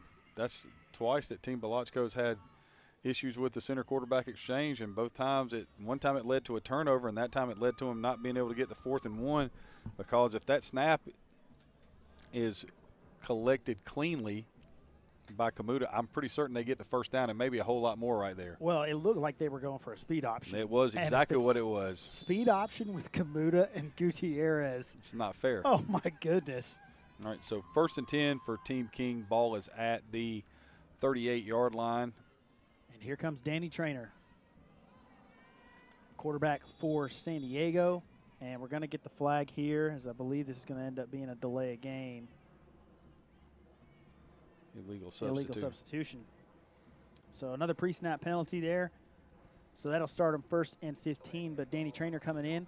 The quarterback for the undefeated San Diego in the regular season, San Diego Rebellion, came over in her 2nd year from Oregon and was just an absolute shot of life for the San Diego Rebellion. She is a MVP finalist this year, an Offensive Player of the Year finalist. She was 29 for 74 passing, 434 yards, which was 4th in the league. 7 passing touchdowns, which is 2nd in the league for a 68.2 passer rating. And she had 45 rushes for 188 yards and was 2nd in the league in rushing touchdowns with 5. An outstanding player out of San Diego. Bunch of trips here for the offense. Toss is going to go to Fatali.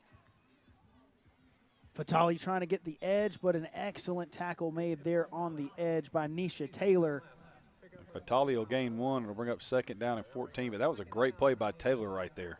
Nisha Taylor, an outstanding DB for the San Diego Rebellion, 2-time All-Pro. 3 catches for 61 yards and 3 touchdowns on the year. That's a great. All 3 touchdowns were touchdowns. She also had 15 tackles, half a tackle for loss, 3 interceptions, which led the league, and 5 passes deflected, which was number 3 in the league for Nisha Taylor, one of the more outstanding corners in the WNFC.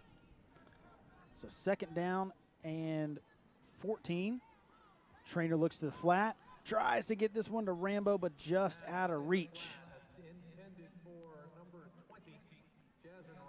They called that an incomplete pass. I appreciate Rambo going and picking up the football.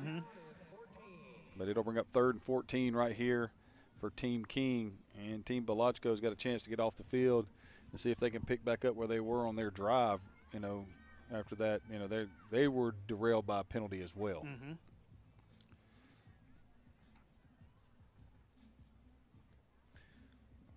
So 3rd and long for Trainer and the offense of Team King. Jasmine Rambo in the backfield with her. Catherine Floor, the single receiver to the left. I believe I saw Mayo Alexander, the number 3 receiver on the trip side. Trainer going to go for Floor into double coverage, and it's intercepted. And Team Belachko has a chance. Ooh, hello. A really nice tackle made there on the end of the run back, but Laura Gellis-Diaz out of Denver is going to have the interception and the run back and set Team Belachko up with excellent field position.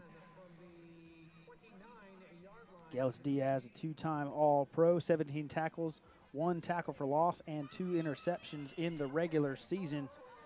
And Trainer throwing that one into double coverage, just let it sail a little bit too far inside instead of being over the outside shoulder of Floor. Floor had the step on the defender, the corner there, but a great play by Gellis-Diaz coming over the top from her safety position. Yeah, if that ball's outside, it's probably a 1st down. But because it was inside and a little bit short, it allows the interception to be made. And now it's 1st and 10 at the 29 of Team King for Team Belachko. Nashi Catrone back in at quarterback from the Kansas City Glory for Team Belachko. Andrelia Lee, the running back from Seattle. In motion comes Mariah Lopez. Hand off on the jet sweep to her. She makes one miss in the backfield. Stiff arms another defender.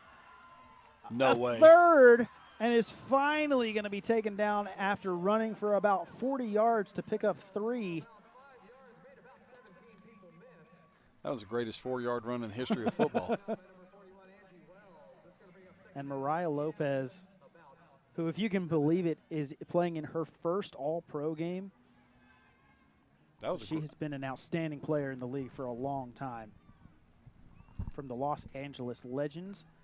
Mariah Lopez is a 2023 Game Changer of the Year finalist.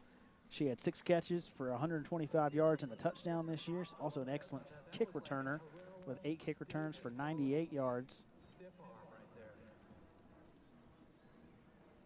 Looks like we might get our first time out of the half right here.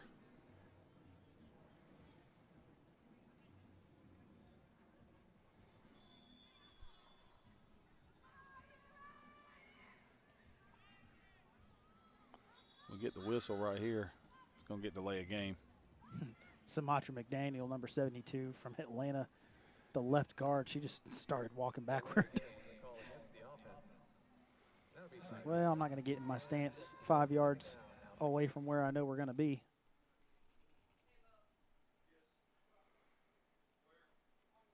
And so we have a little bit of technical difficulties, but we're back now. 2nd down and 11, maybe 12.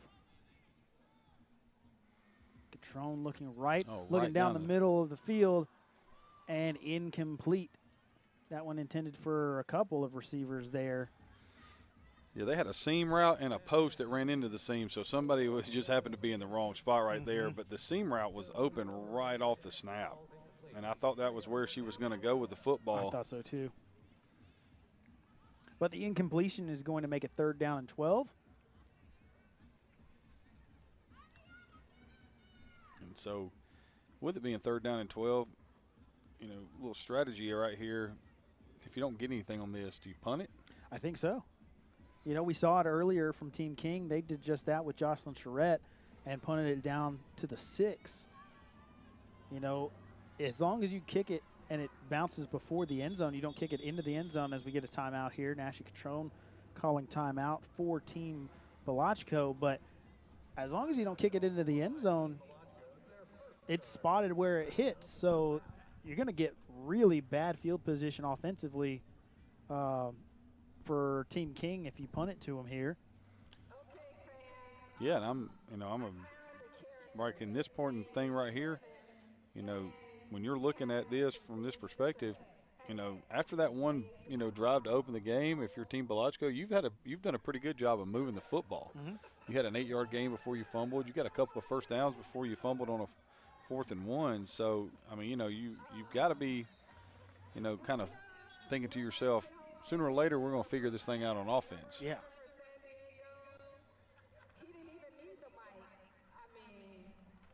So we come back to 3rd and 12 right here after the first time out of the first half for either side. Doubles look.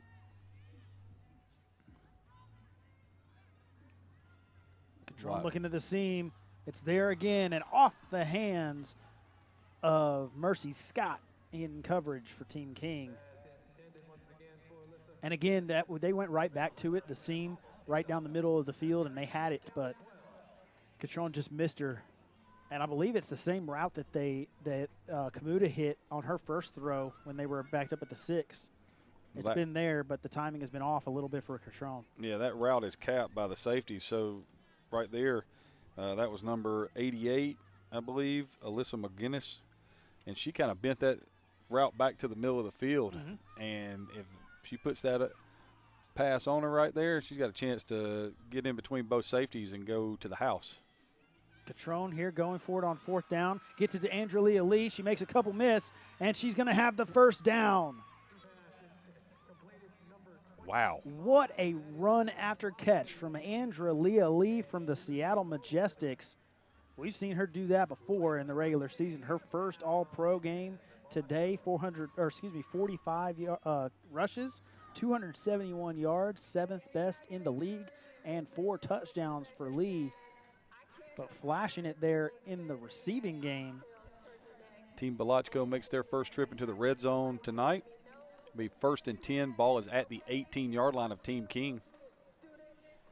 Kelly Stack Johnston and Mariah Lopez to the left. Handoff is going to go to Lee up the middle. And not a lot of room, but a decent gain there on 1st. Gain of 2 will give her being up 2nd down and 8 right here. Ball's at the 16-yard line. Ariana Gonzalez in on that tackle among a number of Team King defenders. We just and some had wholesale changes. Yeah, I for was the about to Team say King we just defense. had a line change on defense right there for Team King. And you got Ninji Martin and Alnisa Thomas on the inside together. No thanks. No thanks. I'll just throw the ball. But we do have a change at quarterback as well for Team Balachko and a Team King timeout as Peanut Kamuta comes back out at quarterback. And I think Team King saw that and decided, you know what, let's talk about these things here for a moment. Yeah. You know, that's, you've got a defense called. It's based on certain personnel and thoughts, and then all of a sudden the personnel changes. And if you've got any question about it at all, especially at this point in time on this part, in this part of the field, you might as well go ahead and take the timeout. Yeah, you talk about it all the time about how you can use your timeouts liberally in the first half, but they're gold in the second. So this is one of those situations here. First half, go ahead and use it. Yeah, I mean, because this is a situation where obviously, you know, and I don't want to, you know, kind of put the cart way in front of the horse, but Team Balachko had something up their sleeve right there. They changed quarterbacks. When you see the quarterback change right after you've just changed everybody on defense basically, you know, and maybe you have a call in that you don't think fits what they're about to run, then take the timeout. The last thing you want to do is say, I'm going to save the timeout and give up a touchdown in the first half. Teammates together in the backfield, Peanut Kamuta and Andrew Lee. Kamuta fakes, fires, and scores. Alyssa McGinnis for Team Balachko carries it over the goal line. Hits him with a thriller in the end zone. And an absolute strike from Peanut Kamuta. Alyssa McGinnis, the top vote getter for tight ends, two-time All-Pro out of Denver, and an outstanding catch there on the slant. You can see Alyssa McGinnis just a huge target for her out there, just got inside the DB, and again, a strike from Kamuta. Just a little play fake inside, and you know you had a speed out coming from the slot, and you know, for the lack of a better term, a short post. You know, you know it was a little bit deeper than a slant, but they just brought that thing out of there, and you know, makes a little token play fake, and then just puts it right on McGinnis for the touchdown. And they're going to kick the point after touchdown. I don't know what we're doing no. here. Or are they going to go for 3 here? Well, they've got Jen Strother out for the extra point, but they spotted it at the 10. Do we have any Utah Falcon? Utah? Now we're going to get a penalty. Well, it had to have been a penalty to push it back from the 3, which is where it should be spotted for the extra point. But then it would have been a 5-yard penalty on a delayed game. I don't know what's going on, so I'm just going to stop talking. Yeah, there was some miscommunication there somewhere, somehow. Almost as if they said that they were going to go for 3, so they spotted it at the 10, but then ran the field goal unit onto the field.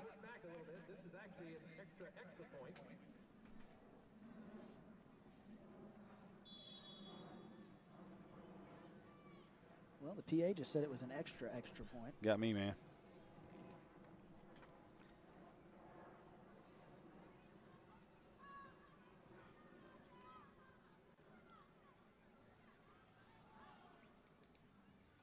And like we said, it's not live.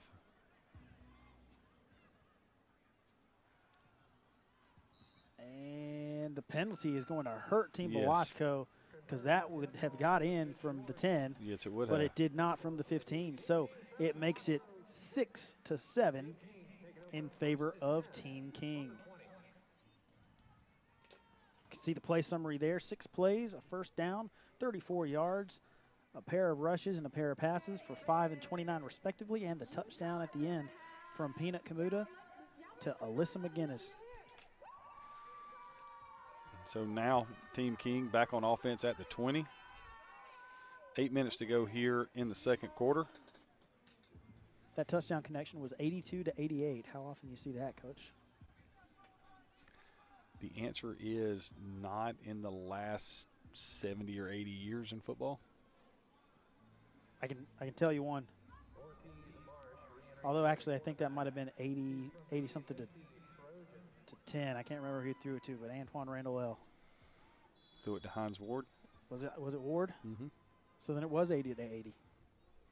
You are correct in the Super Bowl. So here's Team King taking over at the 20.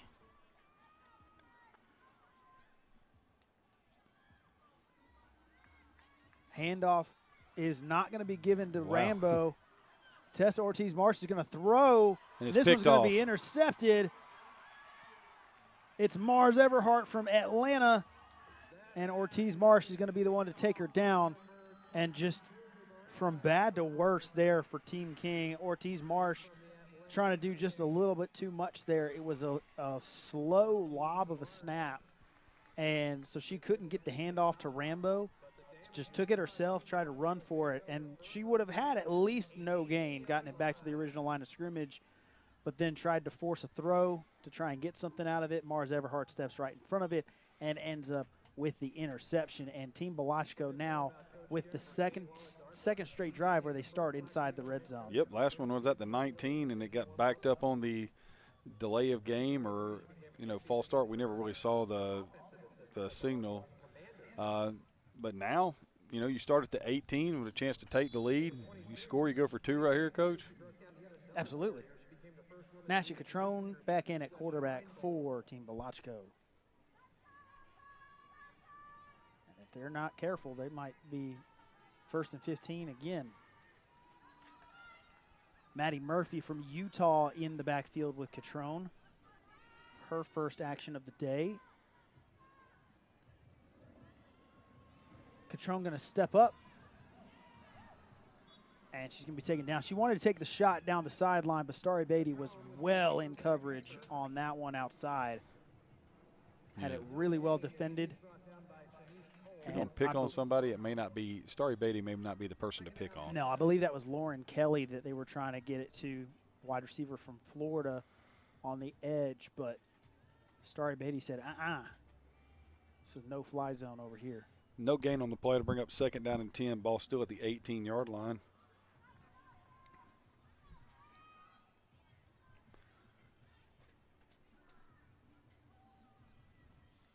Catrone to the flat to Mariah Lopez. And a really excellent play made there in 2 phases. Tackle was made by Ramsey Deansy out of Washington, but the play was really made there on the outside by Daisha Lawson out of Atlanta, who she stonewalled the block and very nearly picked that ball off herself. But Lopez had nowhere to go as she couldn't get away from that initial contact. Yeah, there's going to be a loss of 1 on the play to bring up 3rd down and 11. And I thought when the ball left, when the ball left the hand, I thought we're fixing to see an 80-yard interception, pick 9 right here. But the wide receiver on the outside right there did a nice job of staying connected, even if, wasn't able to get the full block to spring the play. So Catrone will hand it off. Ball's on the ground, and it's going to be Team King football. The recovery is made by Similiti Liliki from Las Vegas. 16 tackles on the year, 5 tackles for loss, 1.5 sacks. And I nailed that, Coach. There you go. I'm glad it was you.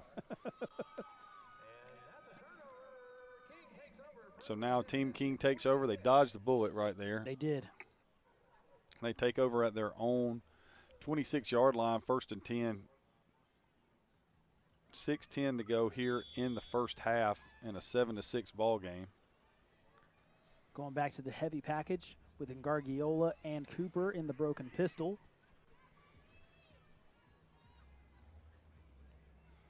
Here's the handoff to Cooper off the edge. Got a good block from Ngargiola and is carrying defenders near midfield down to the 45. And a really nice run there for Grace Cooper out of Denver. Cooper, her first All-Pro appearance, 56 carries, 223 yards, and 2 touchdowns for Denver in the regular season. And a great lead block from Ngargiola out of Las Vegas. And Gargiola, a 3-time All-Pro, 9 carries for 33 yards in the regular season. But, you know, the stats, we were talking about it in the pregame with the Trench players. The stats really don't tell the whole story for a player like Gargiola. She is invaluable as a lead blocker in Las Vegas for Calix Lewis and Adriana Gutierrez. Just the nucleus that makes that entire running attack in Vegas work. Ball's on the ground again. And they were about to have a huge play right there. Yeah, they were. But as it stands, it's going to be a huge tackle for loss. Laney Ford on the tackle for loss for Tennessee. It's a huge loss of 7 yards as Tessa Ortiz-Marsh could not handle that one cleanly on the handoff. And I was watching the blocking setup right there, and they pulled on the counter tray, backside guard and tackle, and they brought the fullback around. So they had 3 offensive blockers that were coming down, and they had that side pinned, and it was fixing to be real interesting on this side of the field. Yeah, we're trying to get the handoff to Fatali from Kansas City. Danny Trainer back in at quarterback. It's going to be a 2nd down and very long. Trainer pumps, steps up. She's going to take off, splits a couple defenders, and is going to have a decent gain here on 2nd down to set up a 3rd and more manageable. It'll still be 3rd and long. 3rd and about 12, I believe. And you talked about the change in styles for quarterbacks, and it's kind of the same story for both teams. Nashi Catrone and Tessa Ortiz-Marsh, both similar style quarterbacks. They can pick up a few yards on the ground if they need to, but not really known as running threats. Whereas Danny Trainer and Patience Kamuta are very much running threats, and they are threats to go the distance anytime they take off. So it really gives the defense something to think about when you have that change up at quarterback. Trainer looking left, tries to get this one out to the flats. Very nearly got it over the head of her teammate, Katie Claxton, to Mayo Alexander from Kansas City. I'll bring up 4th down, though, so we'll likely see Team King punt it away right here. And it should be really interesting to see how, you know, Team Belachko plays this, who plays quarterback right here, and how fast does this thing go.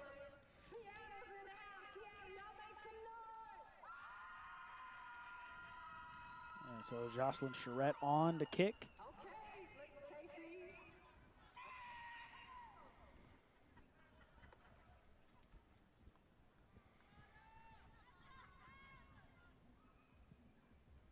Nice kick here from Charette. It's going to bounce and be down at about the 32. You're right on that one. Echo in here. So Team Belachko will take over 1st and 10 at their own 32. Just under 3 minutes and 30 seconds to go in the first half. And here comes Peanut. And this has been a fun first half to watch. Yeah, it has. Seen some outstanding offensive plays, seen some outstanding defensive plays for both teams. Seen some plays you expect to see early on in a game like this where there hadn't been a whole lot of practice, but it has been wildly entertaining. Peanut has Kanetta Murray from Oregon in the backfield with her.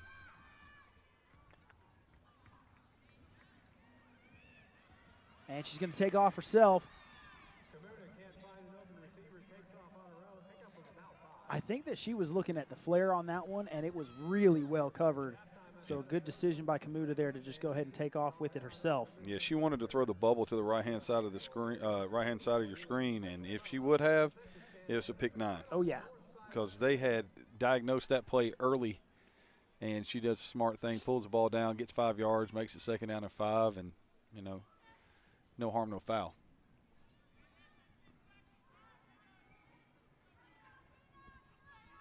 So 2nd and 5, ball is at the 38-yard line.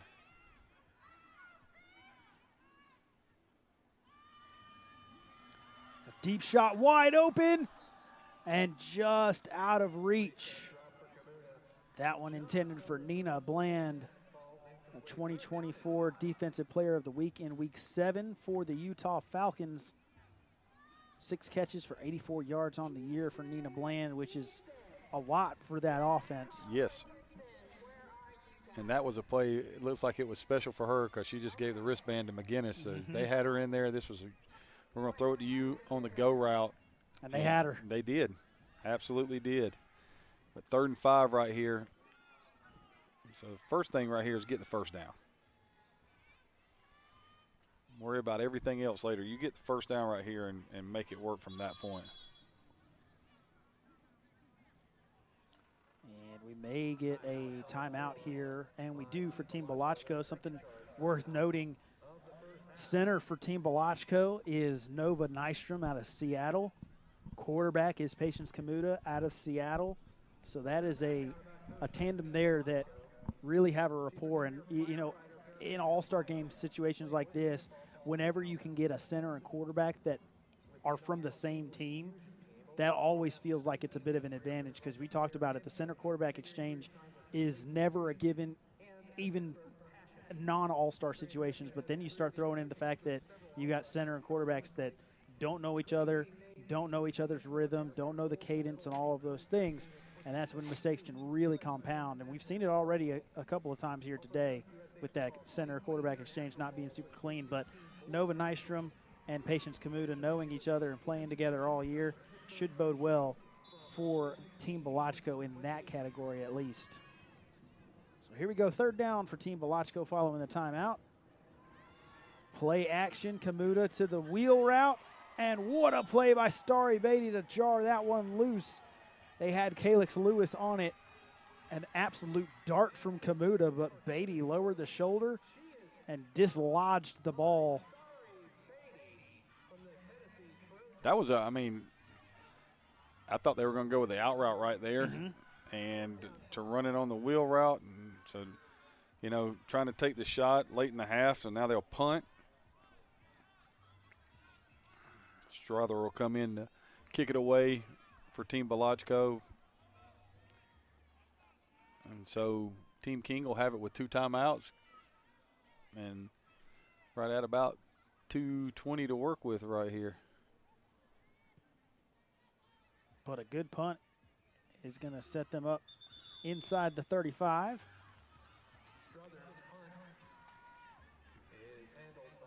Micaiah Williams, the leading vote getter for the safety position, the one recovering that one.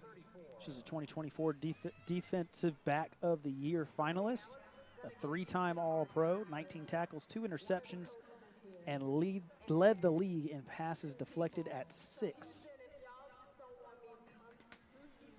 Another one of those outstanding defenders for that playoff Kansas City Glory team. So it'll be 1st and 10 right here. Ball will be at the 34-yard line. You got a 1-point lead right here, Coach. Are you careful with this thing, or are you letting it rip? Well, I've got Danny Traynor and Jasmine Rambo together in the backfield, so I'm letting it rip. There you go. And you get the ball to start 2nd half. Yes, you do. Here's Traynor, finds a receiver, cuts it back outside. This is Coretta Hopkins from Houston, tackled by her teammate, Angie Patton on the tackle.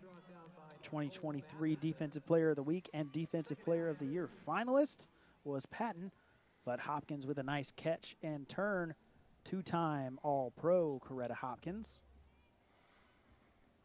Gain of about 7 on the play, bring up 2nd down and 3. Be interesting to see if they get into field goal range, if they take the shot.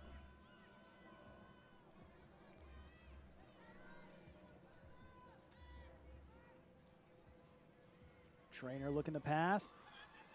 Has D. Scott in the seam, and this one is pulled away. Oh my goodness, is that an interception? This is a huge call.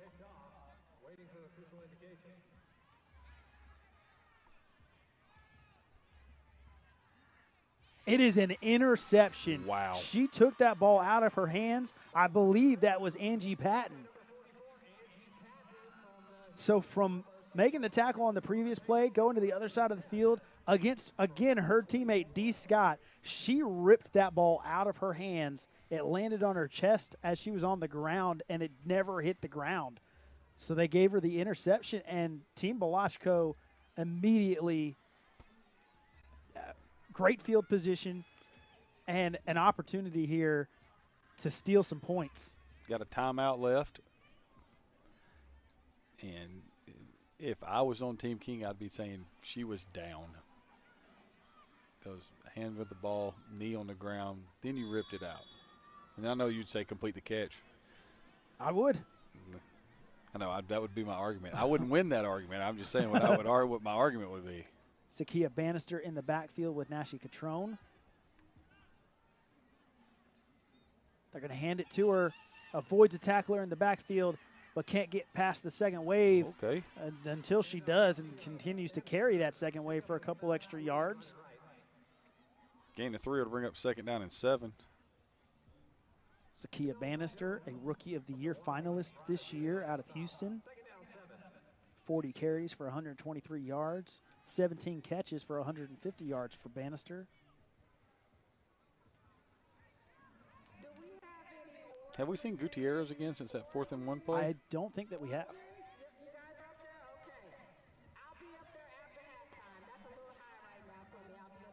Trips to the left right here for Team Balachko. Bannister in motion. Catrone looking left. Swings it to her. And she's going to have close to a first down. Tackle made by a host of defenders for Team King, led by Ninji Martin and Ramsey Deansy. And Team Balachko is going to take their timeout here. That is their final timeout of the half. 3rd and 2. And they cross midfield, get it into Team King territory, and take a timeout here with just under 30 seconds remaining here in the first half. You can see there the game rules, 12-minute quarters, 3 timeouts per half as per usual, but there is no intentional grounding in this one. It's really probably more a safety thing than anything else. Absolutely agree. Which is, you know what, I may be a defensive guy, but I'm all right with that in the name of safety. That's the way. I mean, to me, if you're looking at this from a standpoint of that, that's exactly what you want. You know, your rules to do in a game like this. You know, something like the intentional grounding rule. You know, not having it so you can throw the ball away. Nobody wants their quarterback to get hurt. Right. And so, you know, you just take away the avenue where that could happen. If you get out of the pocket, if there's pressure, throw the ball away and avoid the hit. It's a smart rule. So 3rd and 2, Peanut Kamuta in at quarterback, empty backfield for Kamuta. She's going to look left, takes a shot down the sideline, and just out of reach.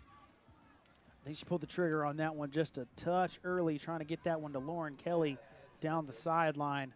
And Kelly had a step. And I think if Kamuta holds that for another half a second and then lets it rip, Kelly is gone. Now, I'm telling you, you know, because they don't have another timeout, it would be kind of hard to do this. But to me, that would have been a great down right there when you lined up in empty to run quarterback draw. I was thinking exactly that. Get the first down and then come back to it. But now, you know, I'm thinking you're fixing to see a seam route right here. Mm-hmm. And the way Kamuta throws the football, if she gets it out of her hands when number 2 right there gets past the uh-oh. This is Ninji Martin, and she stumbles and is not going to have the pick 9. I don't know that she would have got there. But the interception is going to end things here for the Balachko offense. And that one looked like Kamuta just lost the handle on that one. Yeah, slipped out of her hand. That was a great job by Team King right there. They kind of anticipated what the route was going to be. Martin was right in the throwing lane right there. So, you know, Team King still has 2 timeouts. Yeah, they do.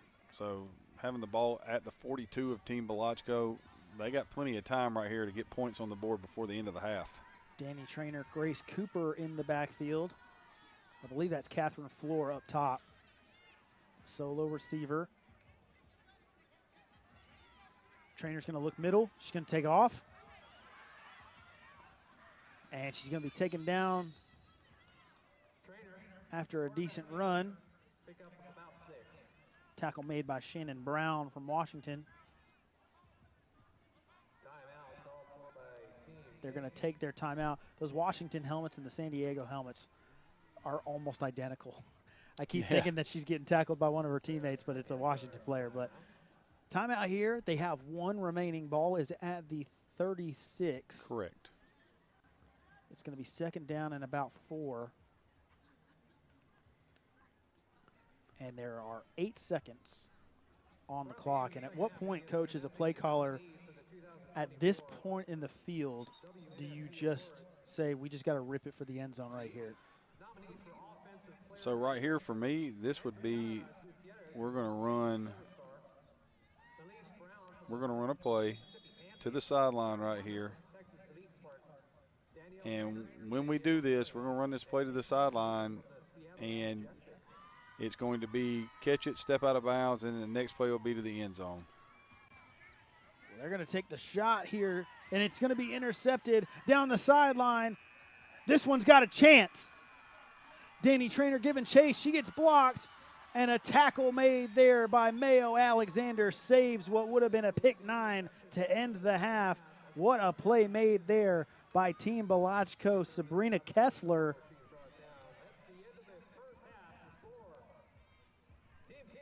In the first quarter, we had some nice scoring drives. In the second quarter, we had the turnover battle. Yes, we did. And we have a 6-7 game here at halftime. The 2024 WNFC All Pro Game emanating from Max Goldsmith Stadium in Lewisville, Texas.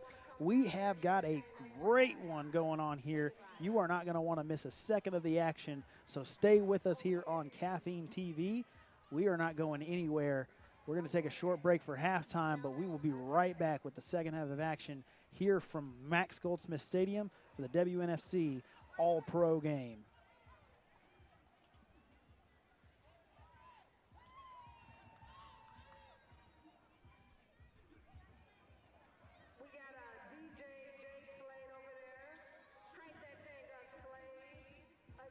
Memorable and meaningful championship weekend.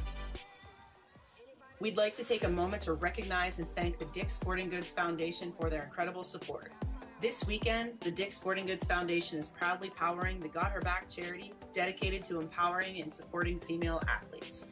Got Her Back is all about celebrating the achievements of women and girls in football, providing resources, and creating opportunities for young girls to pursue their athletic dreams. Thanks to the generous backing of the Dick's Sporting Goods Foundation, we're able to host a range of impactful events this weekend that inspire and uplift women and girls in football. Their commitment to fostering growth, development, and success for female athletes aligns perfectly with the mission of the WNFC, and we're honored to have their support. Thank you, Dick's Sporting Goods Foundation, for helping us create a memorable and meaningful championship weekend. We'd like to take a special thank you to NFL Alumni DFW. The NFL Alumni Association is dedicated to serving former players, their families, and communities through a variety of programs and initiatives. NFL Alumni DFW's support of the WNFC Championship weekend is a testament to their commitment to advancing the game of football and supporting the next generation of athletes. Their involvement not only enhances the experience for our players and fans, but also strengthens the bond within the football community. As we celebrate the talent and achievements of our athletes this weekend, let's also recognize the invaluable contributions of NFL Alumni DFW. Thank you for being an integral part of the WNFC Championship weekend and for your continued support of women's football. We'd like to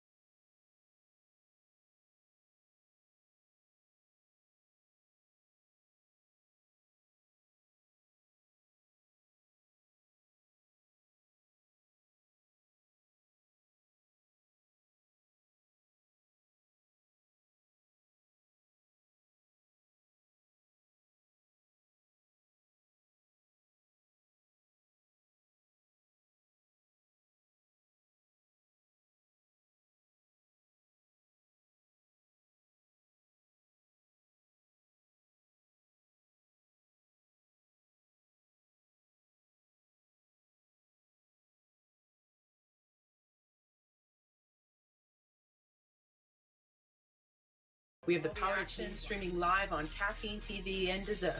Whether you're here in the stands or watching from home, you won't miss a moment of action.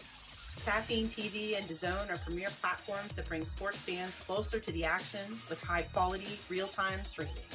Their commitment to providing an exceptional viewing experience makes it possible for fans around the world to join us in celebrating the best in women's football. Thank you for tuning in, and get ready for an unforgettable day of championship football brought to you live on Caffeine TV and DAZN. We're excited to bring you all the action to our official helmet sponsor, Riddell Sports. As a leader in football helmet technology, Riddell is dedicated to protecting the athletes who give their all on the field. From advanced padding to the superior fit, Riddell helmets are an essential part of the WNFC, ensuring our athletes are safe and ready to compete at the highest levels. As we gear up for an action-packed day of championship football, we are proud to have Riddell Sports by your side. Get ready for an unforgettable day of football brought to you by Riddell. We'd like to thank one of our official sponsors, Dallas Slingshot. This weekend, Dallas Slingshot is providing their incredible slingshot vehicles for our championship players and all pros, adding an extra touch of excitement and style to the festivities. These three-wheeled roadsters are not only a thrill to drive, but also a symbol of the celebration and recognition of the hard work, dedication, and talent of our top athletes. You'll see our standout athletes riding in these eye-catching vehicles all week long, thanks to the generosity and support of the Dallas Slingshot. We'd like to extend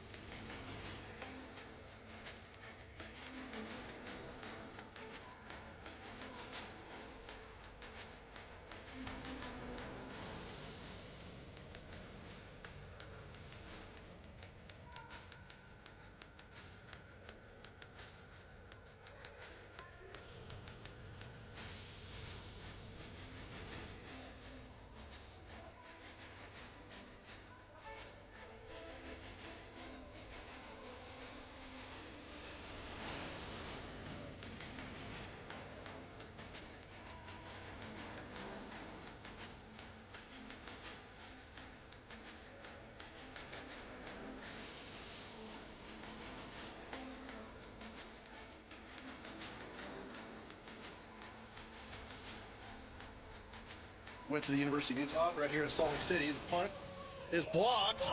San Diego's going for it into the end zone. And they will recover into the end zone for a touchdown. She takes it, punts it from her own end zone. It's going to be blocked into the end zone. And who's going to fall on it? He was safe there for the touchdown. And it looked like number 13. Going to blitz. They're going to throw for it and sacked. And she's hit. The ball's out. Touchdown, Prodigy. This one's going to be intercepted across the middle. And coach, I think we got ourselves another defensive score. Alnisa Thomas goes in for the pick 9. That got out in the slot. They're going to take a shot, and it's going to be intercepted going the other way. This is Crystal Reese. She's got one woman to beat, and she beats her in for the score. And it is going to be another pick 9 for the Atlanta Phoenix.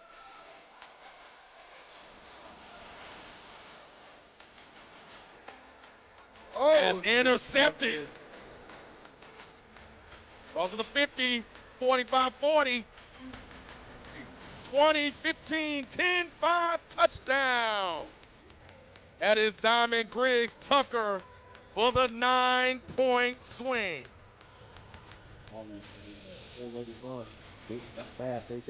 We intercepted. Down the left sideline, and going to go with to the end zone. Snap, don't back pass, screen, pass. Oh, it's roughed it up, intercepted.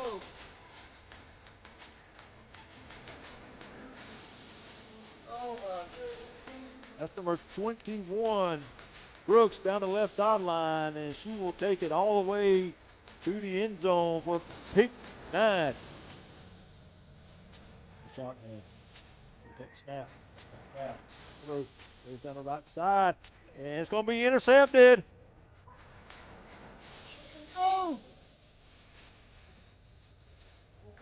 That's Foxy. She's got it 20 to 15 to 10. 5. Touchdown to Bingers. Long for the Silver Stars. Ochen with the play action. Drops the ball as she's hitting the end zone. It's a fumble. And the Bandits recover it for a touchdown. And Dix is going to throw about his foot. And that ends up being intercepted. And you want to see it pick 9, you're just about to. Where did she even come from? I mean, Lila Somerville with the pick 9, and Washington has a 50 bird. I mean, Shotgun snap. Morgan looks right, fires it, intercepted to the 30, the 20, the 10, and in for the pick 9. And the Kansas City defense strikes first. Cassidy Snowden with the pick 9 for the Glory. Go pass. Where's the pressure? And it's picked off by number 10. That's Katie Claxton, and in for the touchdown. On third down. She looks deep again, but there is some pressure back to Bushman. Bushman now lets it go. And picked! And now all the way back. A possible pick 6. She gets the step on the edge, and she's going to go all the way. The Rebellion have all the way gone down a pick 9 for the Rebellion. And what a flip of this game.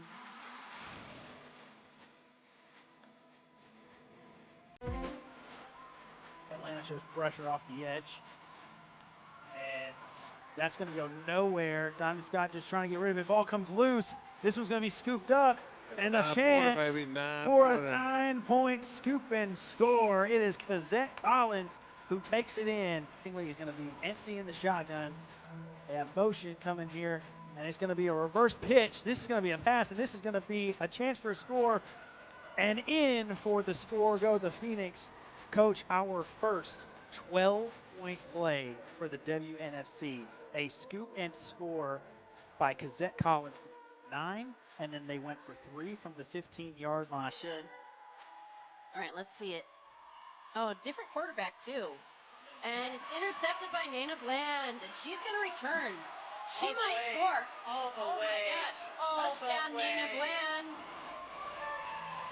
And not only is it... Sir with the jeans, you good? Okay. On the count of 3, we're gonna, and I'm gonna run too, okay? I'm getting 20. Pass intercepted. Ball to the 50, 45-40, 20, 15, 10, 5, touchdown. Marsh looking to pass, shoots it out to the left side deep. Receiver will catch it. Broken pistol once again, handoff to Thomas. A lot of room again, splits the defenders, gets past the second level, now into the secondary, cuts it back, and a chance to score, and there it is. Tagaloa all by herself, under pressure, and she is sacked. Angel's going to take it and throw it down the field, going for Landry. Landry catches it 35-30, 25-20, cuts it back 15, be taken down at the 10. For a second down and about 9.5 handoff. No, they're going to go with the end around on the Sally, and the counter is going to break free. She's got room in front, 30, 20, down the sideline, and pretty. Utah is going to go. Trainer throws deep and picked off. Picked off. Do you believe in miracles? Gates, pressure, sacked, still on her feet. Gates throws, pass complete. Callie Stack Johnston is gonna go the distance. I don't believe what I just saw.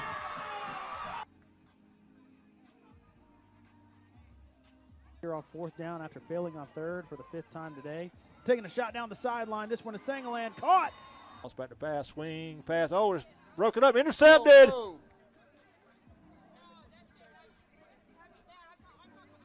Oh my goodness. That's number 21, Brooks down the left sideline, and she will take it all the way to the end zone for a pick 9. There's Clark a with a snap. shotgun snap, looking to the end zone and caught in the end zone.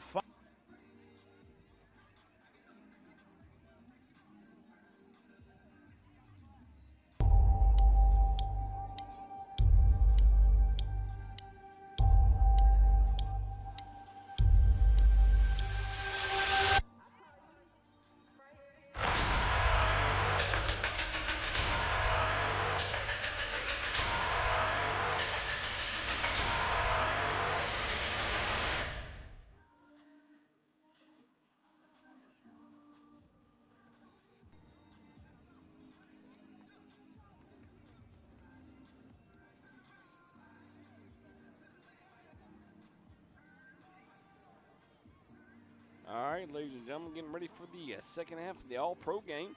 We got good old-fashioned Alex and Craig in the house. Alex and Craig, what are your thoughts about the first half of this wonderful matchup between the two All-Pro teams?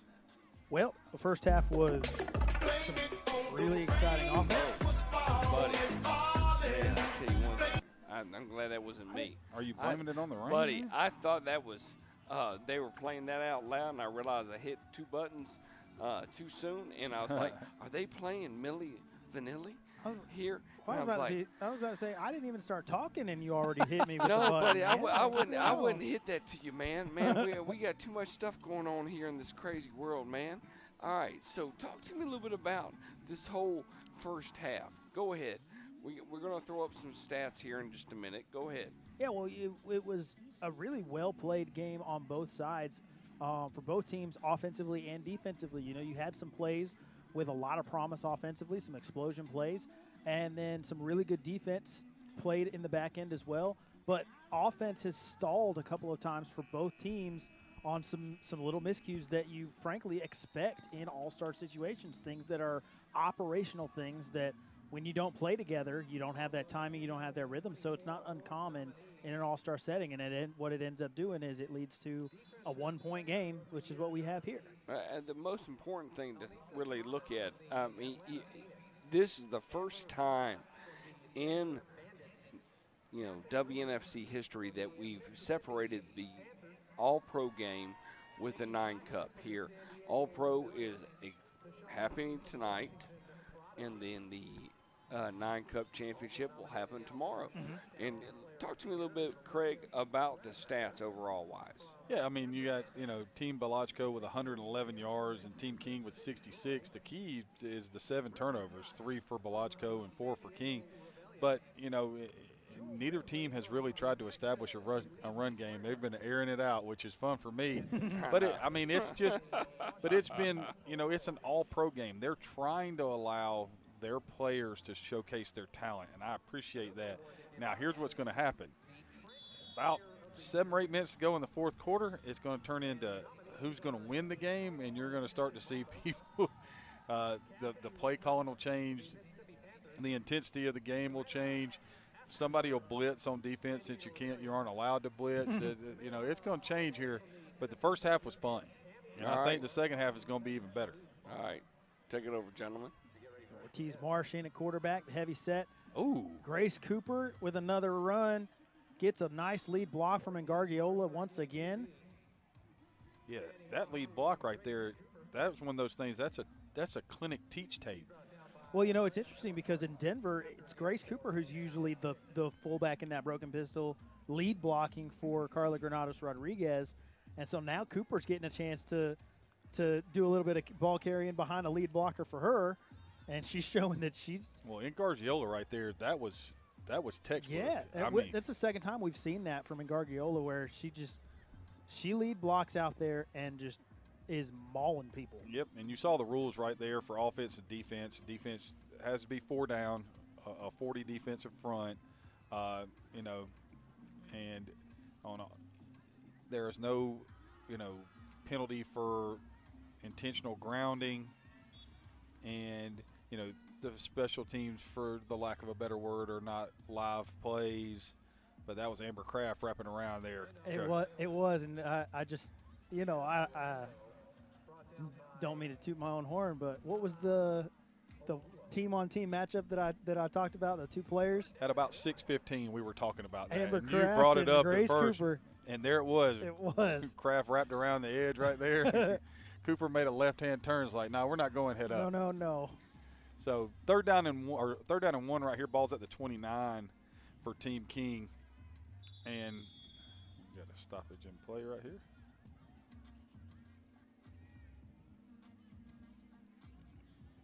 Whoa. It's going to be a timeout for Team King. So an early timeout for Team King here in the third quarter.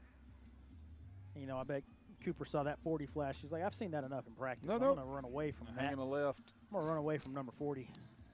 But she knew that was a nice cut right there. As you can see, that tomorrow we got the flag tournament, and that will culminate in the championship round tomorrow. Should be fun to watch, and I think that starts at about 11 a.m. There's a whole day of action going on deep in the heart of Texas.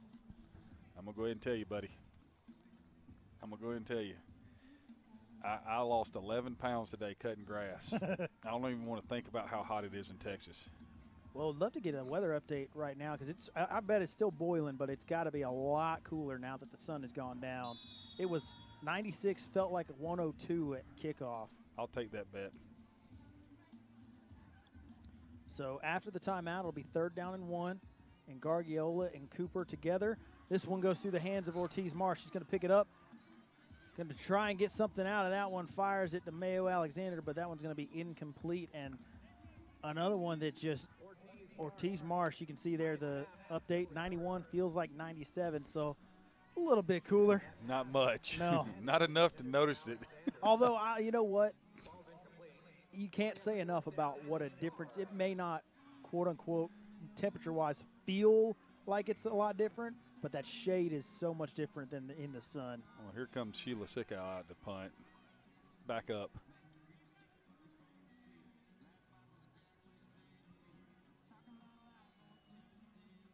This one's going to bounce at the 46, call it the 47. And Sickow did not get all of that one. Nope. Sickow coming in to lead vote getter among kickers. She was the 2022 Special Teams Player of the Year, and she is a Special Teams Player of the Year finalist this year. She has 7 punts for 266 yards, which leads the league, a 38-yard average, which is 3rd, and a 62 long, which is the longest in the league this year. She's also 5 for 5 on points after touchdown. How many punts did she have over 50 yards that we saw? I know 3. 3, I think, yeah. Well, she had that one against Mississippi that was down at the 1. That was the 62-yarder. Nashi Catrone with Patience Kamuta as the running back. Here's a double pass. And Kamuta's going to flip it out into the flat. Trying to get that one to Alyssa McGinnis, and a little bit of trickeration there. But the Team King defense was not fooled at all. No, they did a great job of staying on the go route down the right sideline right there. Yeah. Because when Kamuta caught the ball, she was already teed up. This thing is going down the sideline, and she said, nope, covered, it's capped. Drop it down. It was almost one of those stances of like, who are we kidding? They know what I'm doing here. So here's the return of AG along with Paige. Oh, my God. That's unfair, Coach. That is just. This is great offense right here. Here's the speed option. She's going to pitch it to AG. Gets a block from Kamuta, but great defense all the way around by Team King. Kamuta pitched it and then went and blocked. How often do you see that from a quarterback on a speed option? Not many times. No. Because normally the reason you're pitching it is because somebody's leveling you right before you pitched it. Yeah. Kamuta, the rookie sensation for Seattle. All kinds of accolades this year. Obviously, as a rookie, her first All-Pro. She's an Offensive Player of the Week in Week 2. She was an Offensive Player of the Year finalist, and she is a Rookie of the Year finalist. 2nd in the league in passing yards with 527. She also had 30 rushes for 148 yards, and 2nd in the league with 5 touchdowns on the ground. And here's a swing pass to AG. This one a little bit behind. And they're going to call that one incomplete. That was dangerously close to backward, but you can see there tomorrow beginning at 11 a.m. Central Time, the WNFC Flag Tournament and Frisco, Texas, all part of the 9 Cup weekend for the WNFC presented by Caffeine TV. I don't think they're punting. Oh, I doubt it. They opened the half with a double pass for Patience Kamuta as a running back, so I think that they're just they're doing what you talked about. They're just saying, you know what, it's an all-star game. Let's just let our players play. I'm in favor of it. Go out and have a good old time. So here's Kamuta looking left, just off the hands of Calix Lewis. She had Alnisa Thomas Barron down on her in the flat, but 2024 Game Changer of the Year finalist was unable to secure the catch there, and it is going to be a turnover on downs for Team Balachko, and Team King is going to take over. So Team King came out and ran the football, and had a 3rd and 1 set up and then had the bad snap. Team Balachko comes out and it's air raid, and I love it. I know you do. Now they're trying to start a fight in the stadium with the Kendrick Lamar Dre. I'm just going to talk about Ortiz Marsh coming back in at quarterback and Gargiola and Cooper in the backfield, and just. And here comes lead to the right here. Right at Lindsay Larry. 1st and 10 at the 47. Oh. And a great play made there by the defense of Team Balachko. It's Sam Mendez in there on the tackle. 31 tackles on the year, 9th in the league, 2.5 for loss, 1 sack, 2 forced fumbles, and a fumble recovery for the first time All-Pro out of Seattle. She had 2.5 tackles for a loss for the year. She's got 2 today. So 2nd and 11 now, ball back at the 47? 48, excuse me. Math is hard. And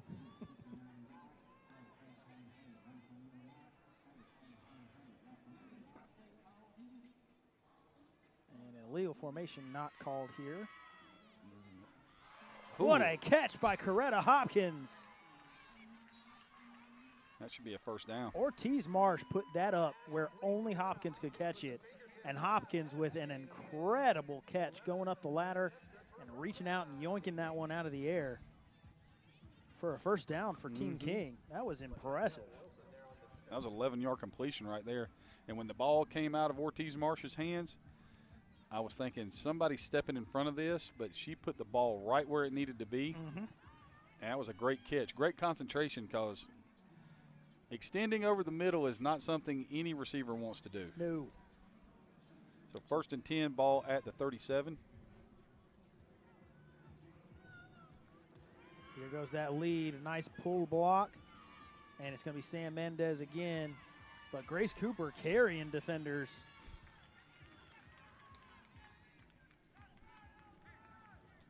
It's going to be a gain of right at 7.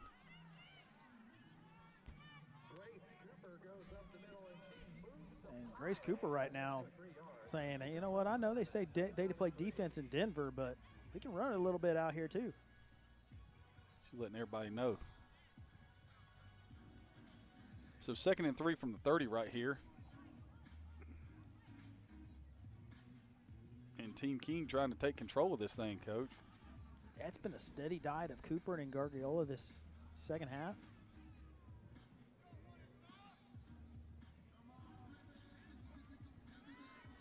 And Ortiz Marsh on the play action. She's going to try to get it to Gargiola in the flat. No, that was not Gargiola. That is Chelsea Parrish from Florida, the intended receiver. Chelsea Parrish, normally a defensive line player. 14 tackles, 5 tackles for loss, and 1 sack. Flag football tournament presented by Caffeine TV tomorrow at the Ford Center in Frisco, Texas. All teams represented. Going to be out there tomorrow in the flag tournament. Should be a good one. As you can see the matchups there at 11. LA and Florida on field 1. Houston and Denver on field 2. Vegas and San Diego on field 3, and Seattle and Utah on field 4, starting at 11 a.m. Central Time in Texas. Ooh, a stunt up front here. And a whistle.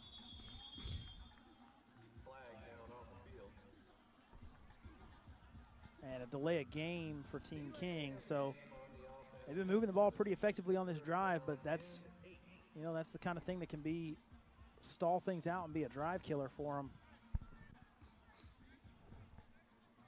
Yep. I love a good stem up front, though. Yeah, you can't blitz, so might as well go ahead and stem the front. All those things that defenses do to cheat. Oh, well, come on now. That was Laney Ford up front and Sarita Gaplu from Tennessee and Kansas City, respectively, on the stunt inside at defensive tackle spots. D. Scott in the backfield with the Gargiola, the fullback. Ortiz Marsh handles it. Lefty down the sideline and nearly intercepted by Mars Everhart. She almost had herself another.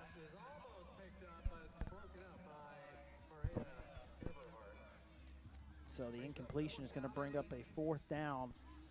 And that's a scary thing right there. You know, everybody thinks about the interceptions where you throw it to the sideline and someone steps in front of it. The pass down the field, in the middle of the field, not so much on the sideline, but anything deep down the middle of the field that a safety picks off, when your receivers are running routes, and then it's almost like a punt return, and, you know, the only people left to really make the play are offensive line. So you've got a mismatch in athletic ability right there, and those are plays that go to the house. Well, I'll tell you what it's like. It's not like a punt return. It's like a field goal return is what it's like. Coach Collins were here, he'd be smiling. I thought exactly of him. And is this the second time out for Team King? So Team King taking their second time out of the half.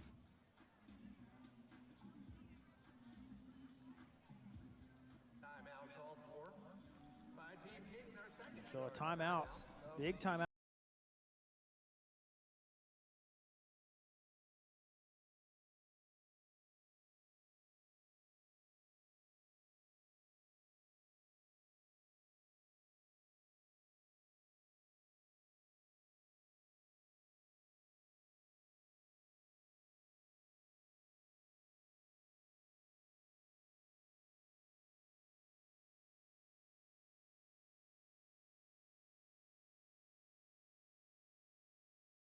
Live on Caffeine TV and DAZN. Whether you're here in the stands or watching from home, you won't miss a moment of action. Caffeine TV and DAZN are premier platforms that bring sports fans closer to the action with high-quality, real-time streaming. Their commitment to providing an exceptional viewing experience makes it possible for fans around the world to join us in celebrating the best in women's football. Thank you for tuning in. So big 4th down here for Team King. Ortiz Marsh takes the snap. Looking right, fires to the middle of the field, and incomplete. Well defended there by LaChantel Wilson of Washington. 17 tackles, 8.5 for loss, second in the league. 2 sacks, 2 forced fumbles, 2 interceptions, 1 for a touchdown, and a fumble recovered for a touchdown on the year for LaChantel. And that delay of game penalty looms huge right there. Yes, it does. So Team Balachko takes over, trailing by 1 right here. And, you know, this is not like panic time or anything, but need to get something going on offense a little bit. Kamuta's back in at quarterback. Well, and something else, I talked about the center-quarterback synergy there, but not just that. The entire interior of the offensive line is Seattle players. That does a lot for rhythm and gelling in a game like this. Here's the handoff to AG. Not a ton there, but she gets what she can. Tackle was made for Team King by Jadesy Vick out of Utah. One-time All-Pro, 15 tackles, 5 for loss, 2.5 sacks, and a forced fumble. You can see the league leaders on defense for the regular season. Katie Claxton, who we've called a couple of times here today, with 48 combined tackles, led the league this year. Alnisa Thomas another outstanding linebacker, third in the league, who is on the field right now. Damela Holiday leading the league in sacks, along with Cassidy Winter, who we will see tomorrow night in the 9 Cup. So second down, Kamuta rolling right, pitches this one out to Gutierrez, and AG's got some room to work, but it closes very quickly. Another nice tackle made there by Alnisa Thomas. And another defender for the Team King defense. League leaders offensively through the end of the year. Patience Kamuta, as we talked about, and Danny Trainer, 2 and 3 respectively in passing yards. Have not seen Melina Malaxos in this one so far, but that was one of the storylines we talked about early. Yeah. The return of the 1-2 punch of Adriana Gutierrez and Melina Malaxos. They were teammates a year ago in San Diego. Adriana Gutierrez making the move to Las Vegas this season. So handoff to Gutierrez. She's going to cut it back the other direction. She's got some room. What a great play on the perimeter made there by Angie Wells out of Houston. She was a DB of the Year finalist last year. And there aren't a whole lot of people who can stay with Adriana Gutierrez in the open field, but Wells did just that and managed to take her down before she got any more damage. But she did get the first down right there, and that was huge right there because it once again, you know, kind of a shaky center quarterback exchange right there, and a great job by Kamuta to get the ball to Gutierrez, and Gutierrez did that on her own. So that was not at all where the play was designed to go. No, it was not. But Gutierrez just said, pardon me, I got some work to do.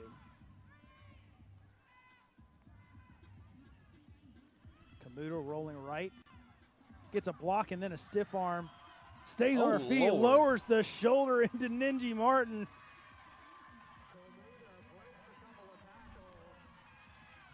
Yikes.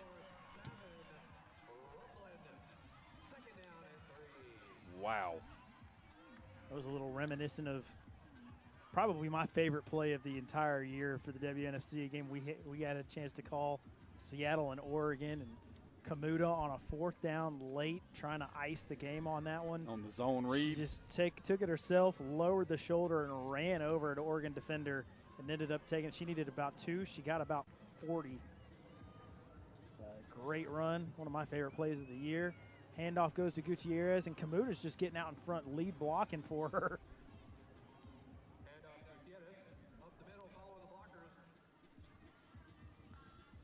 Patience Kamuta, who was the player of the year last year at the high school level for flag football in the state of Washington.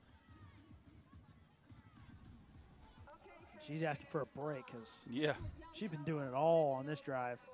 So expect to see the return of Nashi Catrone at quarterback for Team Balachko.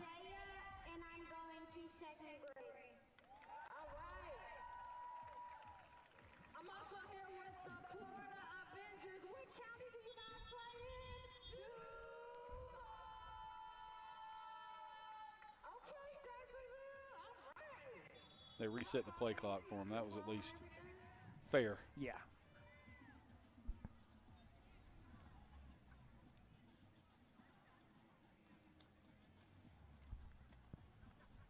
But it's 1st and 10. First down. Yep.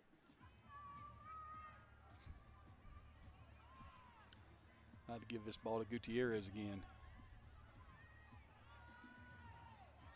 They're going to give it to her on a counter. She's going to run the other direction. Cuts it back inside, and she's going to pick up about 6. That's a really interesting way to run that play. Well, I think, is it? It's not Cole. Cole's on the top. But the defensive end, they've gotten it a couple of times where they've just absolutely frozen that D end. She's getting upfield, and then they go with the counter back underneath away from her and just completely freezes her. And understandably, because what do you do there? How do you expect to play that one? Well, if you crash, then they're going to pull it and run around the edge. So you're kind of in, a bad situation right there. Jet motion to Calix Lewis.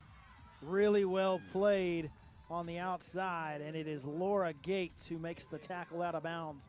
But that play was made by Alnisa Thomas, who stonewalled it, forced her to bounce, and Laura Gates ends up cleaning it up, making the tackle on the outside.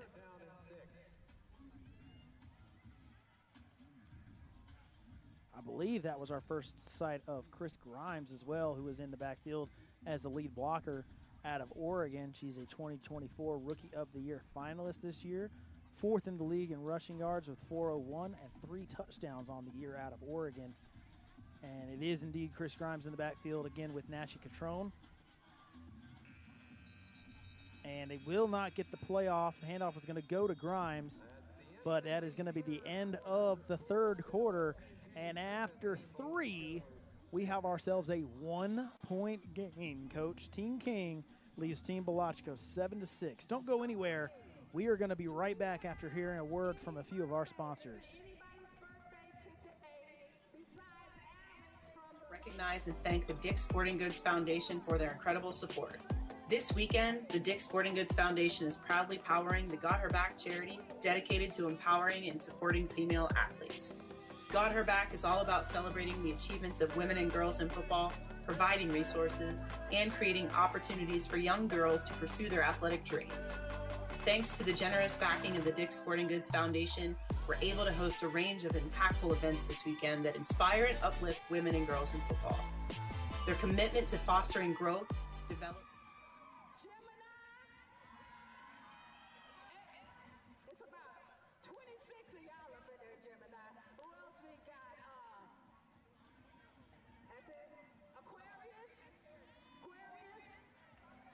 and we're back here for the start of the fourth quarter.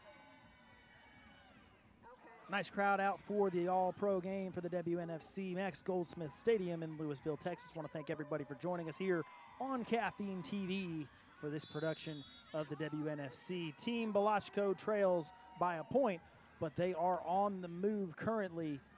Nashi Catrone, the quarterback, Chris Grimes, the running back. Play action to Grimes. Catrone's going to step up, avoids the pressure, shakes away from Alnisa Thomas, and throws this one away. So the incompletion there, as you see the third quarter stat breakdown through 3, 141 total yards for Balachko, 92 for Team King. And of course, you talked about it when we came back from halftime. The real stat of note: 7 turnovers for both teams. None in the second half, though. Mm-hmm. And here comes the punt.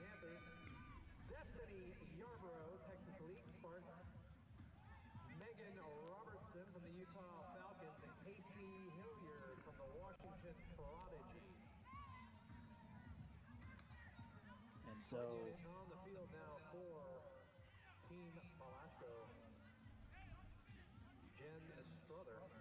only 9 on the field. There's a 10th. Although,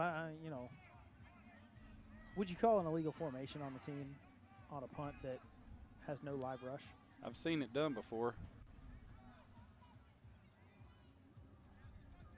Strother kicks this one, and it's going to bounce at the 11. So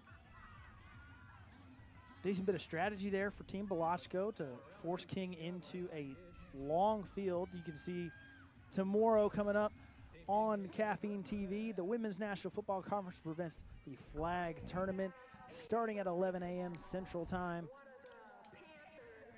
Should be a lot of fun. Yeah, I got it's to always call one of the more exciting events of the weekend. Got to call it last 2 weekends ago, and it was fun, man. You know, you don't really think about it from that point, but that 5-on-5, everybody's eligible. It's a real fun thing to watch. So here comes Danny Trainer and Jasmine Rambo together again in the backfield for Team King.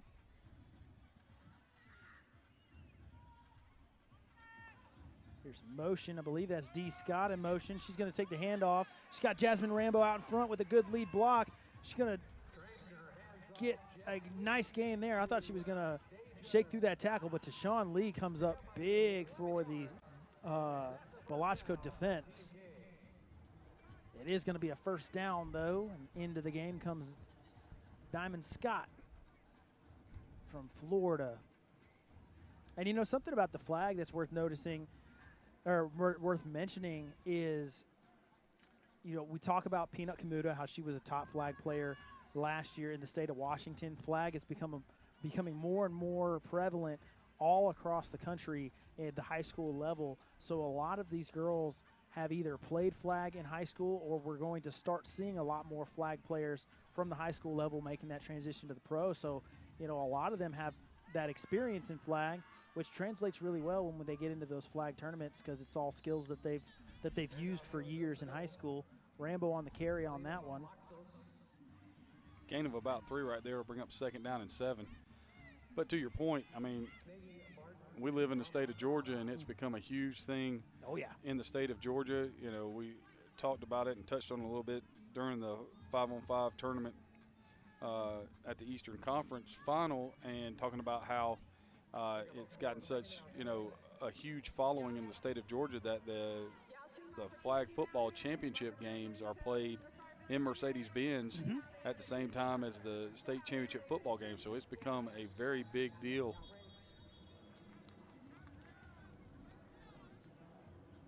False start. That'll break it up to 2nd down and 12 right here. And it seems like every time Team Keene gets something going, they get a penalty, a pre-snap penalty, and it backs the ball up.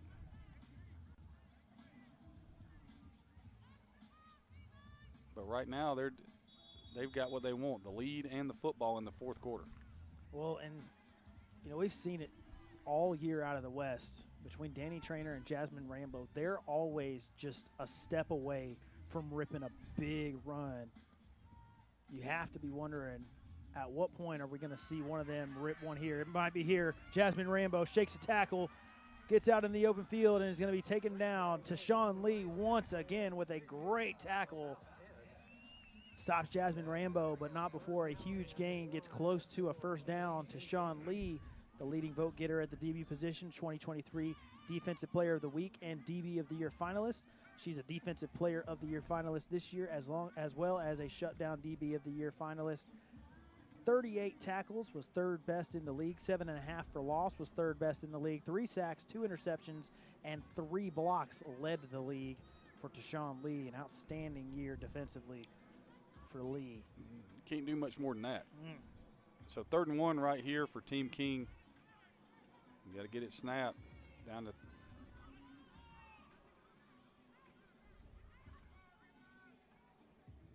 Trader going under center. Going to go with a little sisterly shove here. And Danny Trainer is going to pick up the 1st on the quarterback sneak.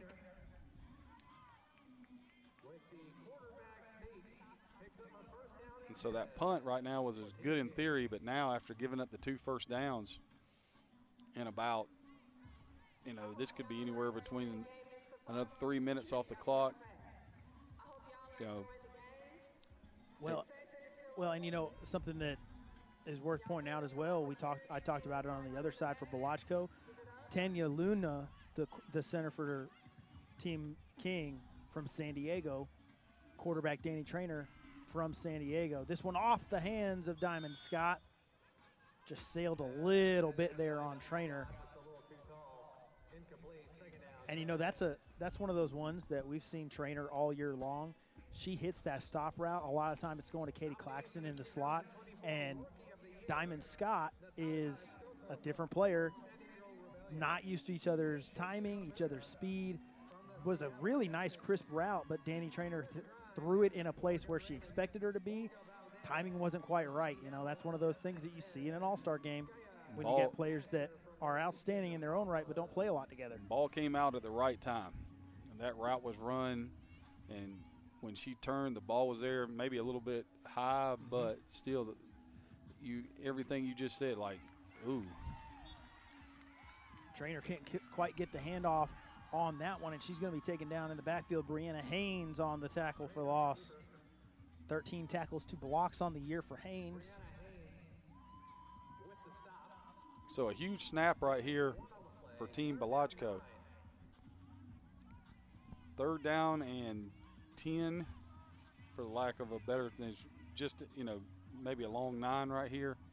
But you got to get off the field right here. Absolutely. Angie Patton, Anastasia Olavu, and Katie Claxton, the linebackers on the field right now for Team Balachko. Trainer steps up, fires it to the sideline, and trying to get that one to D. Scott on the sideline, sailed on her, and to Sean Lee in coverage. I feel like we've been saying her name a lot over the last few plays. And it'll bring up a punt, and I'm just going to tell you, the quarterback coach and me cringed when I saw that ball going to the wide side of the field on an out route. At first I thought she was throwing it into the sideline, but she gave her receiver a chance right there and dropped that thing in the only spot where her receiver could catch. That's a heck of a throw. Mm-hmm. So Jocelyn Charette of Seattle on to punt. Nice liner of a punt and fielded there by Mila Summer. No, excuse me, that was Laura Gillis Diaz.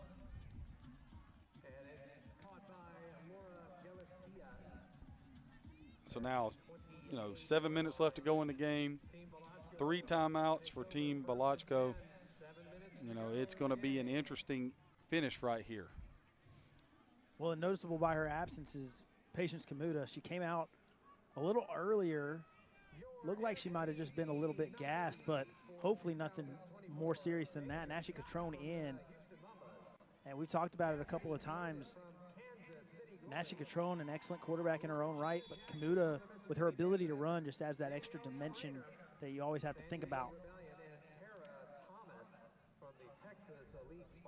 Should be interesting to see how they try to attack right here. They had some success last series running the football. Single high safety look right here for Team King. Angelia Lee, the back. She's going to take the handoff. Picks her way ahead for a gain of about 5. So a nice gain there on first down. Another thing important to note as we get to 6:30 and change here in the fourth quarter, Team King with 1 timeout remaining, Team Balachko with all of theirs. Yeah, they have done a good job of holding on to their timeouts.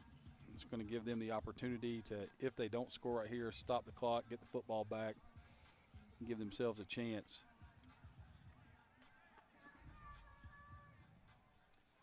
So 2nd and 5 for Team Balachko. Handoff goes back to Lee. She's got another nice gain. Going to be close to a first. Depends on the spot. Tackle made by Ramsey Deansy. Is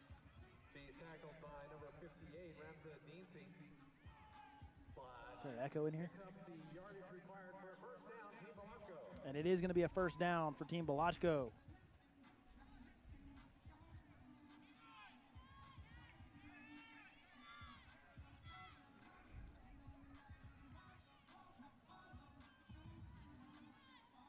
You see Peanut running on the sideline. So that's good to see, whether she comes back in or not. Andrelia Lee with the carry once again. And a combo tackle there. Deansy once again, along with Tanoe Jones, the teammates from Washington. Tanoe Jones, an outstanding year this year. The Defensive Player of the Week in Week 4. 2-time All-Pro, 8 tackles, 2.5 for loss. Here comes Kamuta into the game. 2 sacks, a forced fumble, an interception, returned for a touchdown of 90 yards off of a pass deflection. One of the most exciting plays all year, and 2 fumbles recovered for Tanoe Jones. But here on 2nd down and 5-ish, Kamuta and her teammate Andrelia Lee in the backfield. Here's the handoff to Lee. It's been a steady dose of her all drive. She avoids the tackle. It's a first and then some, and is eventually going to be taken out of bounds. I believe it was Mercy Scott who eventually forced her out. And they have found something with that little just quick dive. That's all that is, just a straight dive, and they're getting a good seal inside, and they're running it just at like a huge bubble in that 4 down front for Team King right here. Andrelia Lee, a 1-time All-Pro, 45 rushes for 271 yards, was 7th best in the league with 4 touchdowns. part of that really, really stout Seattle running attack.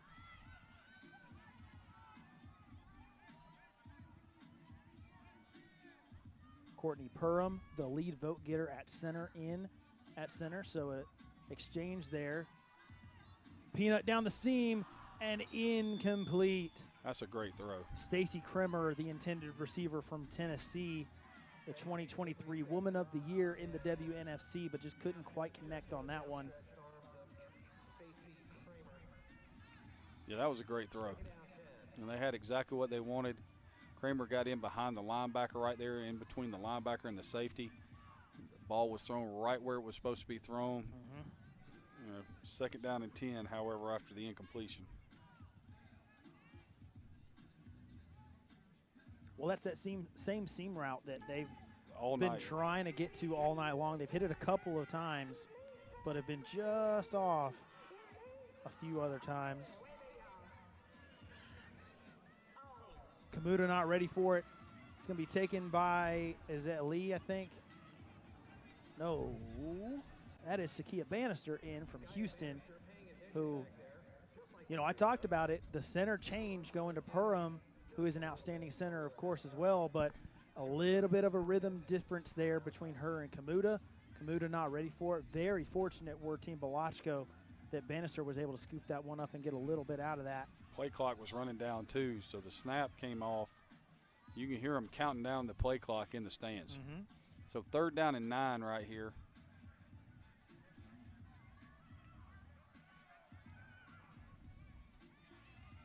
And 10 seconds on the play clock. Mariah Lopez now the back in the backfield, but we're going to get a timeout for Team Balachko with just over 3 minutes remaining here in this one. 3:21 you can see on the clock in the distance. That's a good timeout. I agree. It's a big 3rd down coming up.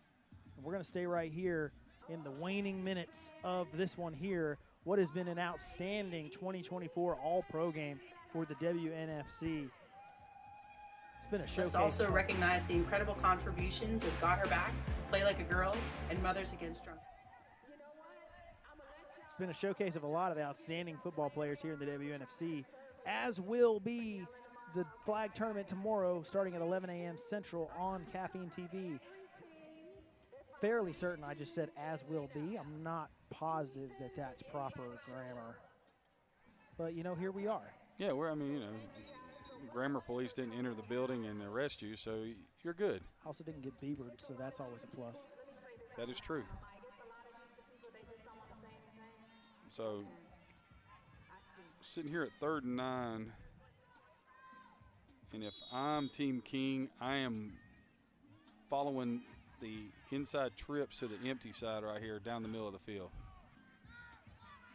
They went to the inside on the opposite side, Calix Lewis, and it was really well defended on the inner seam. I believe that was Deansy that was in coverage there with her. Either Deansy or Jasmine Gamble from Los Angeles, maybe a combination of the two. Now, the timeout was good, but because you took the timeout, now you have to go for this. You can't punt it. So 4th and 9 right here, and this is a huge play. I'd almost go back to the play they threw the touchdown pass on. But they're back in empty again. Nina Bland down here to the bottom of the screen. Taking the shot down the sideline. Caught. Kelly Stacks. 1st down. What a play from Kelly Stacks. Kamuta bought time and then found Stacks. And those that followed the league this year remember Kelly Stacks as part of one half of the play of the year. Laura Gates evading pressure in the backfield and then finding Stacks for an unbelievable touchdown late in that one when Utah was taking on the Silver Stars. So now 2 timeouts inside the 30. You know, you've got what you want right here. You just can't do anything to slow yourself down. No pre-snap penalties, no loss of yardage plays. And AG back in the backfield. Here's the handoff to her. looking left, tries to bounce outside, but there's Shanice Cole. What a play by Shanice Cole out of Houston. Once again, the 2023 Trench Player of the Year and a finalist for that same award again this year. Displaying right there why she's one of the top defensive linewomen in the league.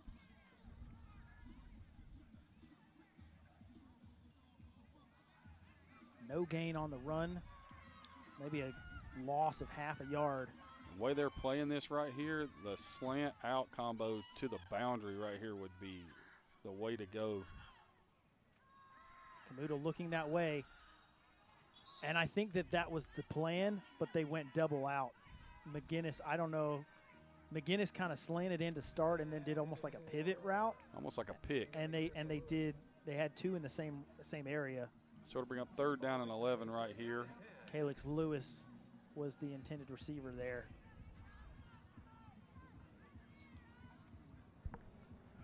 Might be time to go empty and run the quarterback draw with Kamuta right here. You've got a pair of Falcons to the right. You've got a Silver Star and a Legend to the top. And a Majestic with the football. Slant caught. Mariah Lopez to the 5. Tackled down inside the 5. What a play there. Kamuta to Lopez. Slant to the boundary. I mean, it was just the way the safety was cheating to the field right there. And now you've got your whole offense. You got 2 timeouts. They're in no hurry right here. Yeah, I think it was Micaiah Williams who had the touchdown saving tackle there from safety. The leading vote getter for safety out of Kansas City. And it's Andrea Lee back in the backfield with Patience Kamuta. Kamuta hands it to Lee. Lee's got a chance. Driving the feet. Kamuta into push. And down at the 1.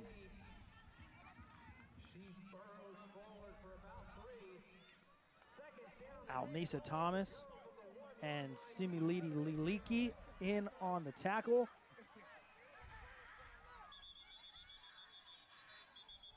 And a timeout called here for Team King.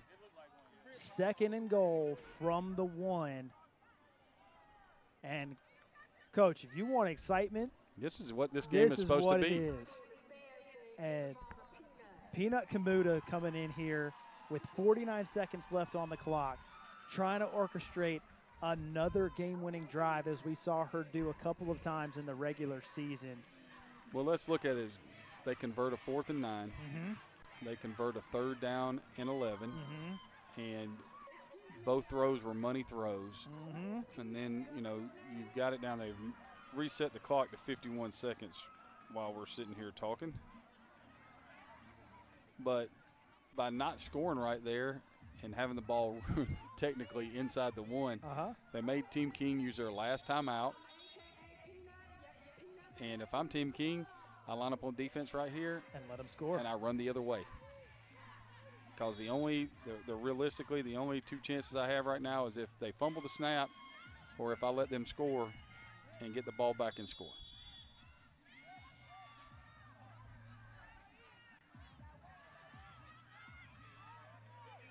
Kamuta's going to go under center. A sisterly shove, but a great push up front.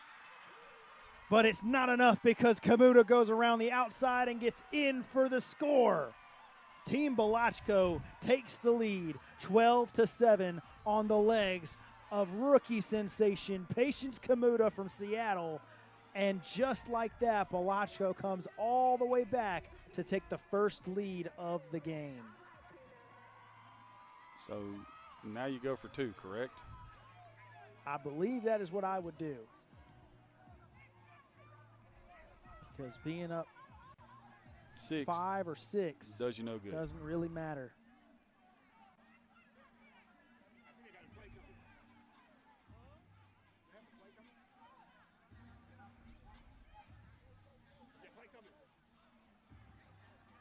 Kamuta, Lee in the backfield. Calix Lewis, Kelly Stacks Johnson in the slots. Kamuta steps up. She's going to run for it herself. Flag is down. And she is not going to get there. Flag is in the area of holding, and it is, and it's going to be declined. And so what a defensive stand for Team King.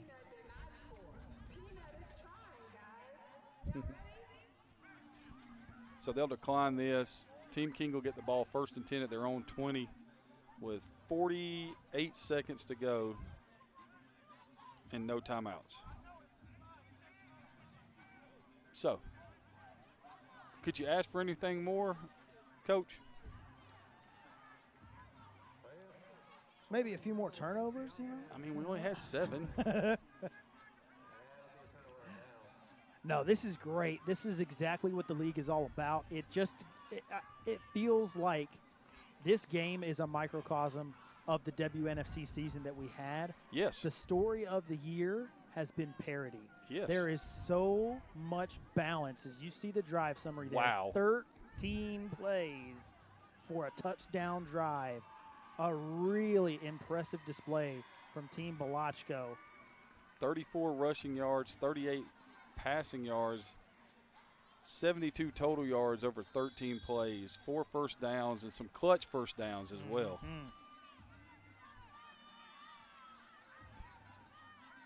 Luna the center for Ortiz Marsh. Grace Cooper the back.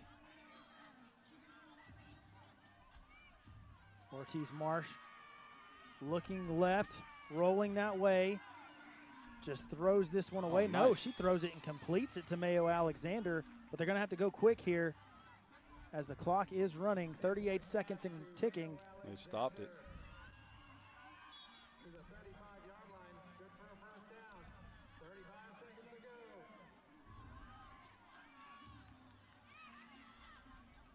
Second down, 14 King. Ortiz Marsh takes the snap. Looking right. This one batted at the line. A huge play there for Lainey Ford out of Tennessee. Getting in the way of the throw of her own teammate there and swatting that one away. We're getting pretty close down now. You got to get the ball down the field right here. You do, and if I'm on Team Balachko, I've got eyes on number 40 right now. This is usually the part of the game where you see Amber Kraft make a big play. A great play made there, though, by Sam Mendez. We've called her name a couple of times, although there is a flag down. Face mask. A face mask for Mendez. Oh, no.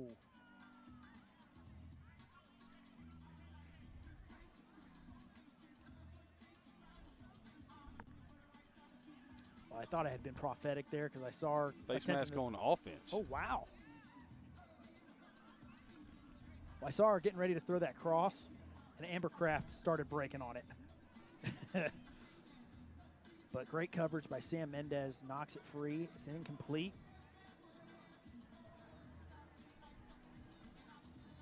Wow. Can they decline that penalty You could. and take the down? Yes, but why would you? But it's going to be second down and a mile now. The further away from the end zone they are, the better it is for you. It's fair. And especially with only a handful of seconds left to play.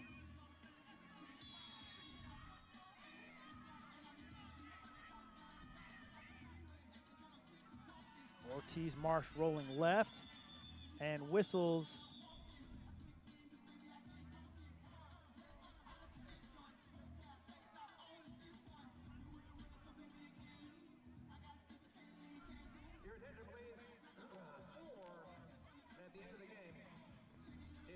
So we're having a conference here. I have no idea what this is about. It sounds like they're trying to communicate with the booth ref. I think they thought they wanted him to wind the clock, but it was an incomplete pass. Uh-huh. So there was no need to wind the clock. I think they might have reset the clock too. But either way, here we go, ready to play. Ball's at the 20. Team King down to their final few plays. Here's Ortiz Marsh, picks it up, avoids a tackle in the backfield, but she's not going to get away. No intentional grounding. She is going to get away from Sabrina Kessler. She just lets that one go, and it's going to be an incomplete pass. No intentional grounding. That's a brilliant play by Ortiz Yeah. Marsh. Throw it forward. There's no penalty. Just get it out of my hands, because if you don't, the game is over. It is.